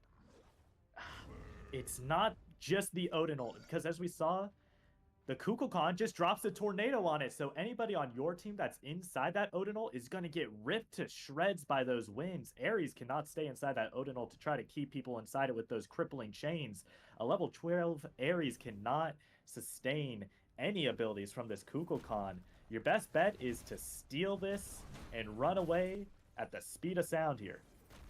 FG being engaged, arms no longer lifted up in prayer, instead slamming down on top of Rem. Jaws closing in around this Kukulkan. Not going to be enough though. Tuba gets taken off there by Ming Stinkis. Good trade there, but Coaster's going to fall as well. The fight continues. FG's been forgotten. Soul trying to stay alive versus this Bellona. Will it be enough? The heating up will succeed, but here comes the bludgeon strikes as well from Jingaru. They've got hammers of their own in the form of the winds. Bacon gets taken off as well. Whirlwind placed down at your feet, puts Ares in an awfully large bind. SK Peso gets taken off there. Rampage for the Danger Noodle, and they're slipstreaming their way right to look for Minkus Stinkus. Gonna be able to try to escape thanks to that lunge over the wall, but look who's waiting around the back end.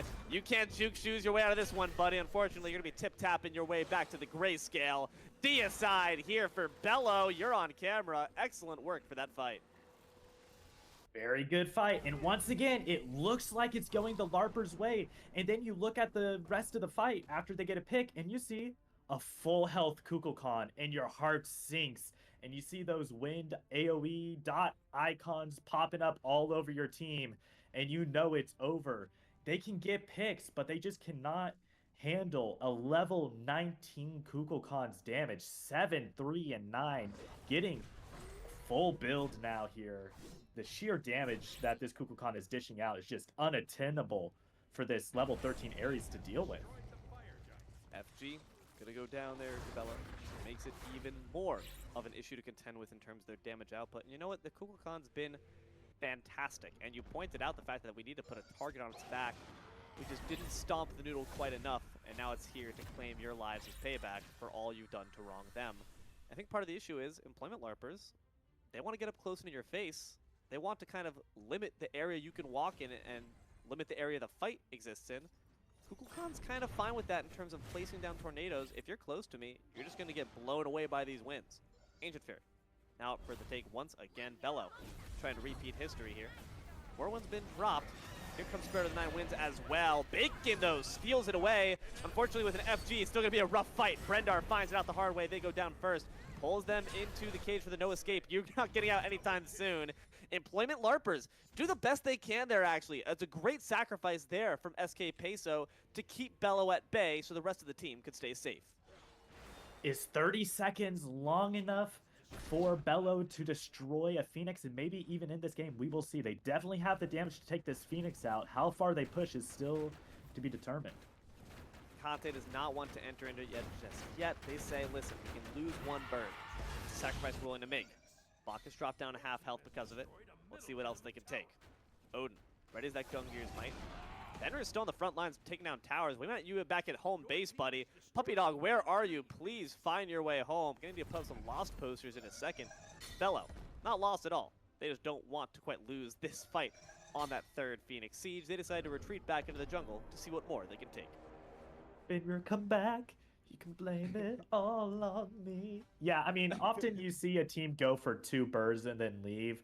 Fenrir probably deduced that they couldn't defend the second bird anyway and decided to get a little something for it. But I don't know, that's still a risky play. Bello could have tried to get a little spicy there and go for maybe the 3rd bird or the end. Playing with fire there when the other team has fire. Yeah, it just doesn't feel good when all 5 members of Fire Giants are up and they still have not lost a single person on that side. So just going to keep dealing with that threat. Hoden, unfortunately, trying to back on that Warhorn. Really a show of force of how much they care about this objective. I respect it, Minkstinkus, but maybe keep a bit more safe, buddy. Now, having to make the long march back home. They will do so safely, but certainly a bit of a jump scare. Bello has put together a symphony of Warhorns this game. It has not even been close in the numbers department. No, not at all, but pick up the fight now. Dropping in through those gates. Amanita. There's a bit more health there for Coaster. Not enough. Oh, finishes the job there with a nice storm. Kata. Killing spree there for Sano. Meanwhile, here in the right lane, Soul could be in a bit of trouble. Her Ember's about to be put out. Nice shield there by Hekate. Keeps him alive for a bit longer. Supernova disrupts Bologna as well. Right side bird, though, drops down low. Winions pouring in from the left side as well as Susano tries to instigate a battle with the Order Titan. All 3 birds have been put on a pit and skewered. And Bello now looking to try to wave to the cameras as they finish the job. It's Employment Larpers defending every lane. Fire Siege minions starting to move in as well.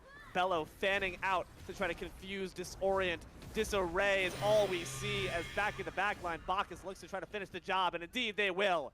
Bello take the game. Employment Larpers, unfortunately, don't get a check.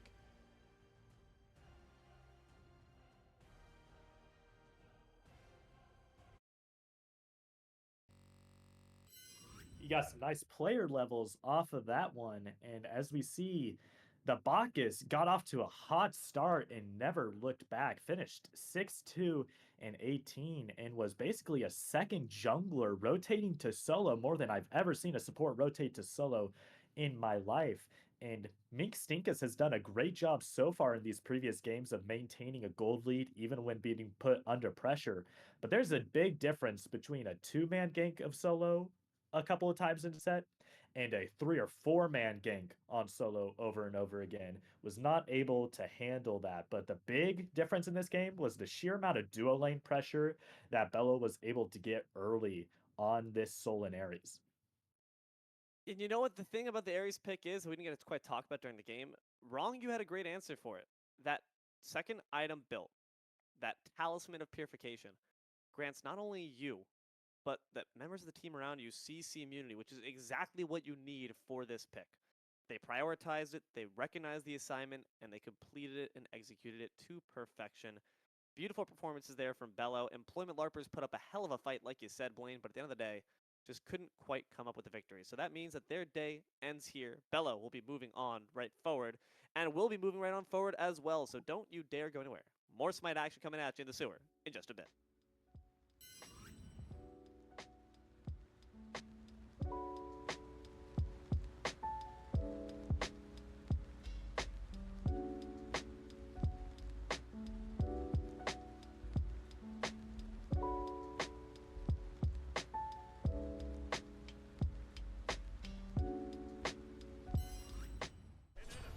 Hello, everyone, and welcome to the quickness with Smite in the sewer, Haddocks in the ground.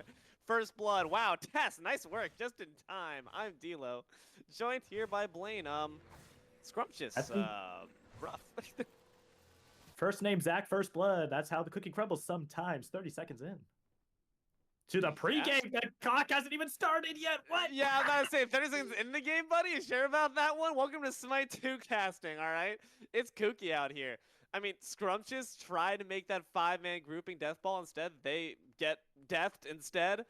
First name Zach, getting that first blood, like you said, up against a really formidable team as well. Scrumptious, man, bearing some big names. Shinto, Avion, Zapman, Nog.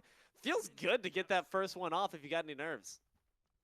Yeah, I'm curious to see how many Sundering Arcs they had to use there to get that. It definitely disrupts their invade potential if they had to use more than one there. We'll see.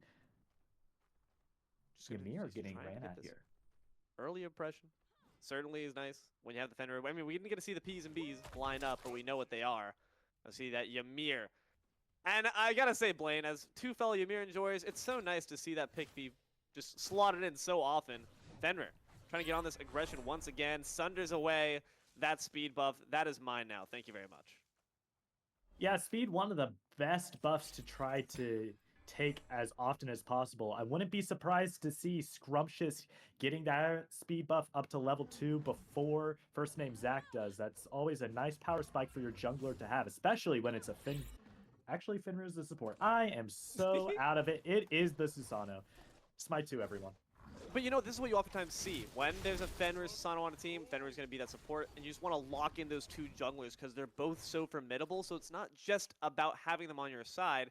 It's about taking them away from the enemy, because now you have maybe a less than ideal option. Shock is going to be their jungle. Actually, wait, Bellona is going to be there. We're all wrong here today. I have actually never seen Bellona take to the jungle. It's usually the jungle. What does Bellona offer you that Shock just don't? The sheer engage of the ult is really nice. I'm not really sure. Ooh. Dead. Avion says dead to Sokka as well. Unfortunately, not going to be able to do too much about that as that man just keeps it going. Jabber going to be taken out as well for the dual lane wipe. Scrumptious trying to pay first name Zach back for that first blood because they haven't responded since. Warhorn there for Scrumptious as well, but first name Zach say, hey, if there's one thing we're going to get at least, might not be the kills, it's going to be this damn objective. Yep, always really nice to get these Warhorns. Allows you to rotate to other spots of the map really early. I mean, Smite 1, there's not really a whole lot of... Oh, and there's another kill. Nexa, down once again. There's Shinto another takes that one away. Why not? Haddix looking for this Warhorn. Snags it away before the Torrent can reach him. Just going to keep the Warhorn wars on going. For whom the bell tolls, for who the Warhorn blows is the question. At the very least for now, it's going to be order. I really like the mechanic on Warhorn. It's not just who's standing on it. You have to interact with it, which gives it a little bit of a objective on a hill interaction where getting there first is very nice. Interacting with things is not what gamers are the best at in the first place, you know. We prefer to stay at home and interact with as little as possible, so it's good to force them to touch some grass, even if it just means touching the 2 key. Once again, going to be secured here by Haddix. Gotta respect it. Now, 3 minutes, 4-1 so far. Already a pretty sizable gold lead, about 1,500 to their name. But at the very least, got that Warhorn going for them too. And might have a 5th kill in their pocket in just a second. That Ring of Spears, one last basic. Haddix takes down Hexen. Yeah, first name Zach got that first blood, but it looks like they did have to commit probably multiple Sundering Arcs to get it, I would have to guess. And that lack of pressure and just the sheer ability of Scrumptious rolling off to a good start here. They might also have to sell their souls or something. It just seems like Karma's now against them at this point, trying to answer back, but unfortunately not going to be obliged. Vampora has their lives drained by Avion.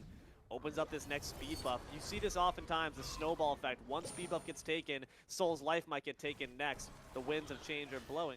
Not going to quite blow her out just yet, but Ymir, unfortunately, that cool wind doesn't quite finish the job on either member of Scrumptious as they try to assault on in, looking for the final bit of damage. That Wild Hunt just bit off the mark. Well, Friendly's first name Zach. Both members survive. Their speed buff will not. If Jabber had old Ymir one there, he would have died, but using that knock-up to his advantage there, saving him by the skin of his teeth, and no surprise, lots of level 2 buffs here for Scrumptious. Not a single... Yeah, they got level 2 buffs for their mid laner and solo laner, but I think you will prefer having the level 2 buff on your jungler with how much this Zapman, Nog, they're going to be rotating around so much. When there's rotation around, having your jungler be ahead is the best. Farm begets farm. We're seeing that right there. He just holds the Ymir as almost a taunt, says, you want him back? Come and take him. Jabber has his life taken there by Avion. Takes the Fury as well. You are disgusting. Don't tell me they get away. Avion trying to sneak back to the trenches. Oh, will the oh, I thought they were going to be blocked. But Nexa going to take that kill there with the World Reaver. I thought that we might see a beautiful body block. Unfortunately not. The gates are going to be open. Shinto going to open up Vampora's ribcage. Takes them down. Portal going to be used there by Zapman just to grant them a bit of time in that intangible phase. Gives Hakatsu the killing spree. Gives Scrumptios a beautiful fight and an objective. They got the shut down on Avion, but I don't think it's going to be enough gold to make any difference here. Ymir might be the next one to go. goodness. Shinto drops down that Spell Eater on him as well. Jabber goes down once again. 5 minutes now. It's 10-2. Might be 11 in a second. Doesn't matter if in your tower, buddy. Just going to keep whacking you with my spear. Hey, it's a nice storm call. It's now Axe for spear, and Axe will win. Should have sharpened your weapon, old man. I've been studying the blade. Just like the Fire Emblem weapon triangle, you love to see it. It's a chase down here. I don't think a level 3 Ymir wants to tango with the Fenrir. That was a very close fight in solo lane. But that's what solo laners do. I mean, you see your health at 50, you're just going to keep holding down left click until the bitter end, and it pays off sometimes. Sometimes being the key.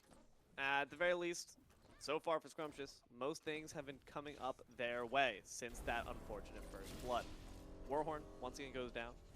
4 Order's side, looking for a nice kill on the soul. Disapparate used early means you have no business staying alive. That Brutalize is going to finish the job. Avion takes another kill off on Sokka. Just really getting whacked quite a few times. Any single time we see a soul on stream here, seems that she just cannot get that fire burning. I mean, we have to say, Avion is support in name only this game, right? I mean, there's no coincidence that we mistook... Yeah, there's no coincidence we mistook them for the jungler with how they've been playing. We've seen Fenrir played like this all day long, and it's not going to stop with this game, and Fenrir is not going to stop here. 4-1-2 already. Gates have been opened, but no one was quite home knocking for him. Now Avion in a bit of trouble here, getting put on a leash. Here comes the Neath ult as well. Not going to be blocked, which means they're still in danger. That Eagles rally, one more bludgeon strike, and Avion goes down. Puppy Dog put in his place. Zapman still putting up a fight to try to avenge them off the back end. One more base can finish the job. Nog takes down Nexa. Bit of revenge there for the Fenrir. Hunter gets hunted down, and now Bellona in trouble there. Tries to turn back. Unfortunately, not the play, not the move. You're down and dirty. Zapman finishes the job, moves on in with the Horn Dash, trying to finish off this soul, but Ymir's made a rotation. They are here, and Zapman's in trouble. Wall doesn't quite block off their path the best they could have. Now you could be in trouble from those heavy glaive strikes. Not enough, though. You've been cooked up. They get some lamb chops on the board. Unfortunately, the dual lane's now in trouble from the rotation. It just took too long. Jabber accepts their fate. Soul might be able to get this teleport off. They do. Disappear in a blink of an eye, but Nog's coming for you. We're taking the carpool lane. Susano's not willing to accept this death of their friend. A flash of a Storm Catan. Sokka will tumble. Oh, man, it hurts to get the portal off, and then you see bodies running up behind you. There is no escape from how much mobility this Scrumptious team has, it seems. And it's already off to Susano 403. We've seen Susano go 5-1-5, 8-1-3 all day long. I think it's about to be same old Susano sunny side up in this game. They're feeling sunny. They're feeling nice and bright and shiny about it. Ymir uses these shards of ice, charges them up, gets some good damage there on Akate, but Shinto says that's just fine. Takes down Nexa right afterwards. Ymir lost their Neath, lost their will to fight. Susano certainly hasn't. Rushes up with that Typhoon, does not get juked by that Evil's rally. Vampora tries to get the bait and switch off instead, gets taken down, and now the next object of our affections here for Scrumptious is going to be that Fury, second of the game. Fenrir going to join in on the fun, and first name Zach have nothing to say quite about it. 9 minutes here, 19-5, 10,000 gold lead. This has been one of the later second Gold Fury pulls we've seen so far today, but that's because one team has a 10k gold lead, so it checks out. Yeah, definitely not anything to sneeze at for sure. And the Neathel, nothing to sneeze at either. Stops Addicts in their place. Couldn't be in trouble here. Shock trying to hunt him down. Spear versus Axe. Round 2. Fight. Raven Shout puts him in a bit of a bind. Ymir from the outside says, Get him! Some instigation there, but the spear wins this time around. Gets the double kill. Beautiful work by Hi-rez. Unfavorable odds. They take it in spades. Bologna trying to finish the job now. Chains and whips excite me, they say. That Gunger's Might does awful damage. The minions trying to participate. The bludgeon will not be juked, but they might be outranged. The Amanita, and now with renewed fighting spirit, they dive back in. Delayed triple kill. Hi-rez stays strong. Yeah, I mean, just a fed Odin is so hard to take down, especially with that shield just coming up again and again and again. Zapman getting another kill. Shinto getting another kill. Deja vu for Scrumptious. And it's only 10 minutes in. And it's only 10 minutes in. 24 kills. Sometimes you say match a kill per minute. Scrumptious say double that and pass it on. First name Zach just have got to find some momentum. They're trying to still lead on these engagements, and Jabber just can't quite follow. Unstoppable here for the Hecate. Yeah, 10 minutes in, Jabber just got their first item completed. It's going to be a long night here, as these towers are already falling. Normally you see a gold lead.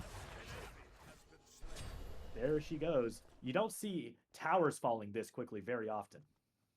Not at all. Now Scrumptious in the mid lane. Could be a bit of trouble here for the Kate, but that Aegis gives him a bit more time to stall, a bit more time to shield, but still going to die. Shinto goes down. It's a huge shutdown to your name, but what's happening in the meantime? These two characters are just wailing on this Phoenix. A bit of an animal parade as the left side Berg gets taken out, and now they're liberal to continue to dive on in. These two assassin-like picks have been a threat from the beginning, but it's a four-man rotation to try to put them in the ground. Zapman gets taken out first, and it's going to be the Fenrir next. Gets that brutalized through the wall, though. That could stall for a good amount of time. First name Zach now trying to march down to take them out. They have all the mobility, though. The boar rush as well, and Cernunos isn't even alive to see it happen. Would certainly be proud. Some of first name Zach are already giving up the call. Bologna says, I got to back to base. Odin lurking in the wings to see if they can back up their grandson. Going to try to look for the Amir, taking down Odin's father. You have Fenrir's grandfather. Why not for you? But Avion no longer wants part in this fight. It's too late for them, but it's taken too long now for first name Zach as well, because Susano's arrived to the side. Hi-rez goes down, but Susano's already swept up Sokka as well. Jabber's going to be the next one to go, as Nex has already fallen. One more fall of the blade, and Jabber will crumble into shards of ice. Scrumptious, take that fight in spades. First name Zach just tried to chase a bit too hard. Yeah, no analysis to be done here. Their numbers are simply bigger than yours. I'm interested to see if does Shinto know that Hex is right here. Now they do. And now you're probably dead. No, not just quite. Shock, not gonna be in as much trouble. That open the gates though might just change my mind. I don't know. All right, Shinto, fine. I didn't realize you had a game like that. Spell Eater falls on their head top. They fall at the doors of their fabled Warhorn. The objective they love so much can only spawn in the waiting arms of Shinto. Another kill makes it 30 for Scrumptious. Yeah, we're already at a 14.5k gold lead here, picking up the Naga just for good measure. It's almost interesting. You're sitting here, you don't get gold leads and XP leads like this very often in Smite. You're almost like, man, no objectives up. What do we do? The answer... Kill Zapman! Seems to be kill him right Zapman. now! Trying to go for him with that wild hunt. And then Ethol could put a bit of a stumble in their step. Typhoon to follow it up, doesn't quite find any targets, and Soul's going to be trying to back them up. And here comes Hecate as well. Pulled back in by the Wind Siphon, and pulled to the sweet allure of death. Next it goes down. Sasano is divine. Jabber followed up there for the double kill on the Nog. Fenrir brings him back a Chew Toy, and brings them a triple kill. Brings them to Immortal. Beautiful work by Scrumptious. Cleans up that left side. First name Zach just trying to whittle down this Odin in the meantime. Susano's divine, delivering his team to the promised land here in this game. It's a best of one, and I think I know what's gonna happen here. Hi-rez, ooh, stunned out. Good job by this Bologna. Wait, hold on a second. Oh, it's gonna be the DBZ trade from the grave. Beautiful work. Hey, I think that was the minions that cleaned up the job, but hey, you gotta respect it. Bologna stands on business. But Bologna nor Odin going to be standing any longer. A 1-for-1 trade at this point in the game is the best you can hope for in that kind of situation. So I'm not mad at that. What I am unfortunately a bit mad at is Shock going to be going down in just a second. Storm Call will not save you, buddy. Hexen goes down swinging, but goes down nonetheless. 3 Furies out here for Scrumptious. At this point, 14 minutes in, 35 kills to their side. It's looking very dire. Yeah, that's one of those moments where Bologna has clearly been playing so mechanically good all game where you're just like, you feel that, if only we weren't 16k gold down. But that's why you got to play the macro. And that's not why you got to play Ymir then, my friend. Just immobile, brought down once again. First name Zach are out looking for fights they can't afford to take. You have no business being that deep, my friend. Nexa goes down. Nexta. And Scrumptious is just going to keep this momentum going. They haven't even begun to look for the FG yet because they know that just taking any fight with impunity still goes their way. Might just go down now, though. First name Zach. Emerge from the base. Now trying to see if they want to contest. Seems the answer will be yes. Hexen stepping up here, then backing off just as quickly. Shinto finishes off the FG. Odin leaps in aggressive, trying to get that axe for a spear rematch, the tie break. Fortunately, Shock wants no business of it.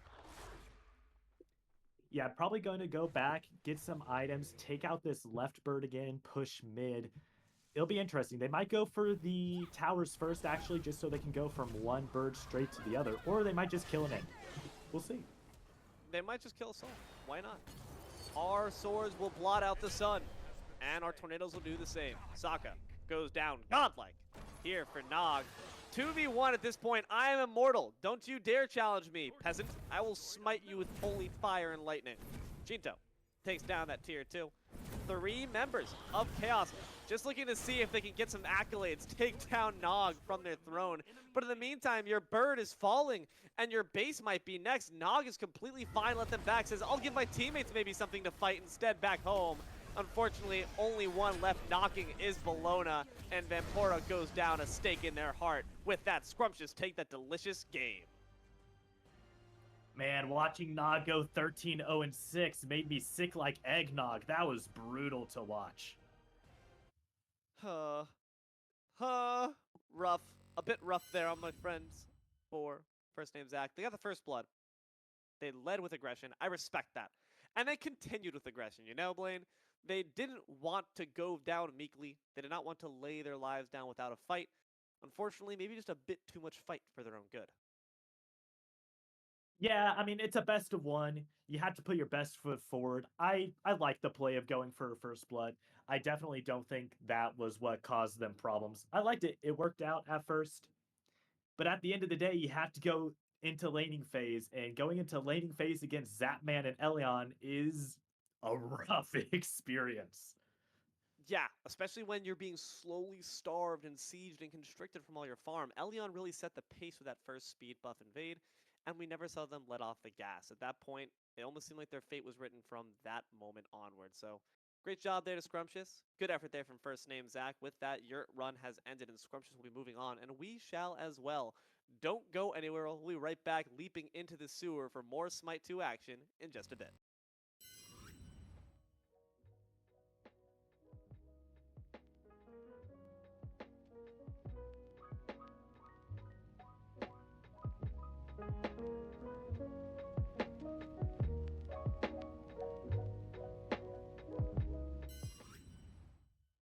Hello everyone, welcome back to Smite in the Sewer, where the plays we see on the field are just as smelly as the casters that you see in front of you right now. I'm Deelo, joined here by Blaine, and we have some somber news for our sewer enjoyers here. Unfortunately, due to some unforeseen circumstances with those spectator slots, we could not manage to sneak our way into a semi-finals game, which means this is going to be where our time draws to a close. Blaine, my friend, what was your favorite moment, Rosebud and Thorn, of the plays we saw today? Oh, that's a tough one. Getting the godlike was probably a pretty highlight. And the first blood before the cookie crumbled was also a fun play at the end of that last set. It was rough looking there for our friend Zach, first name, but they had the first say in terms of that blood ledger. And we had some fun here today in terms of the games, but with that, our time must draw to a close. So thank you very much for watching. I've been Deelo.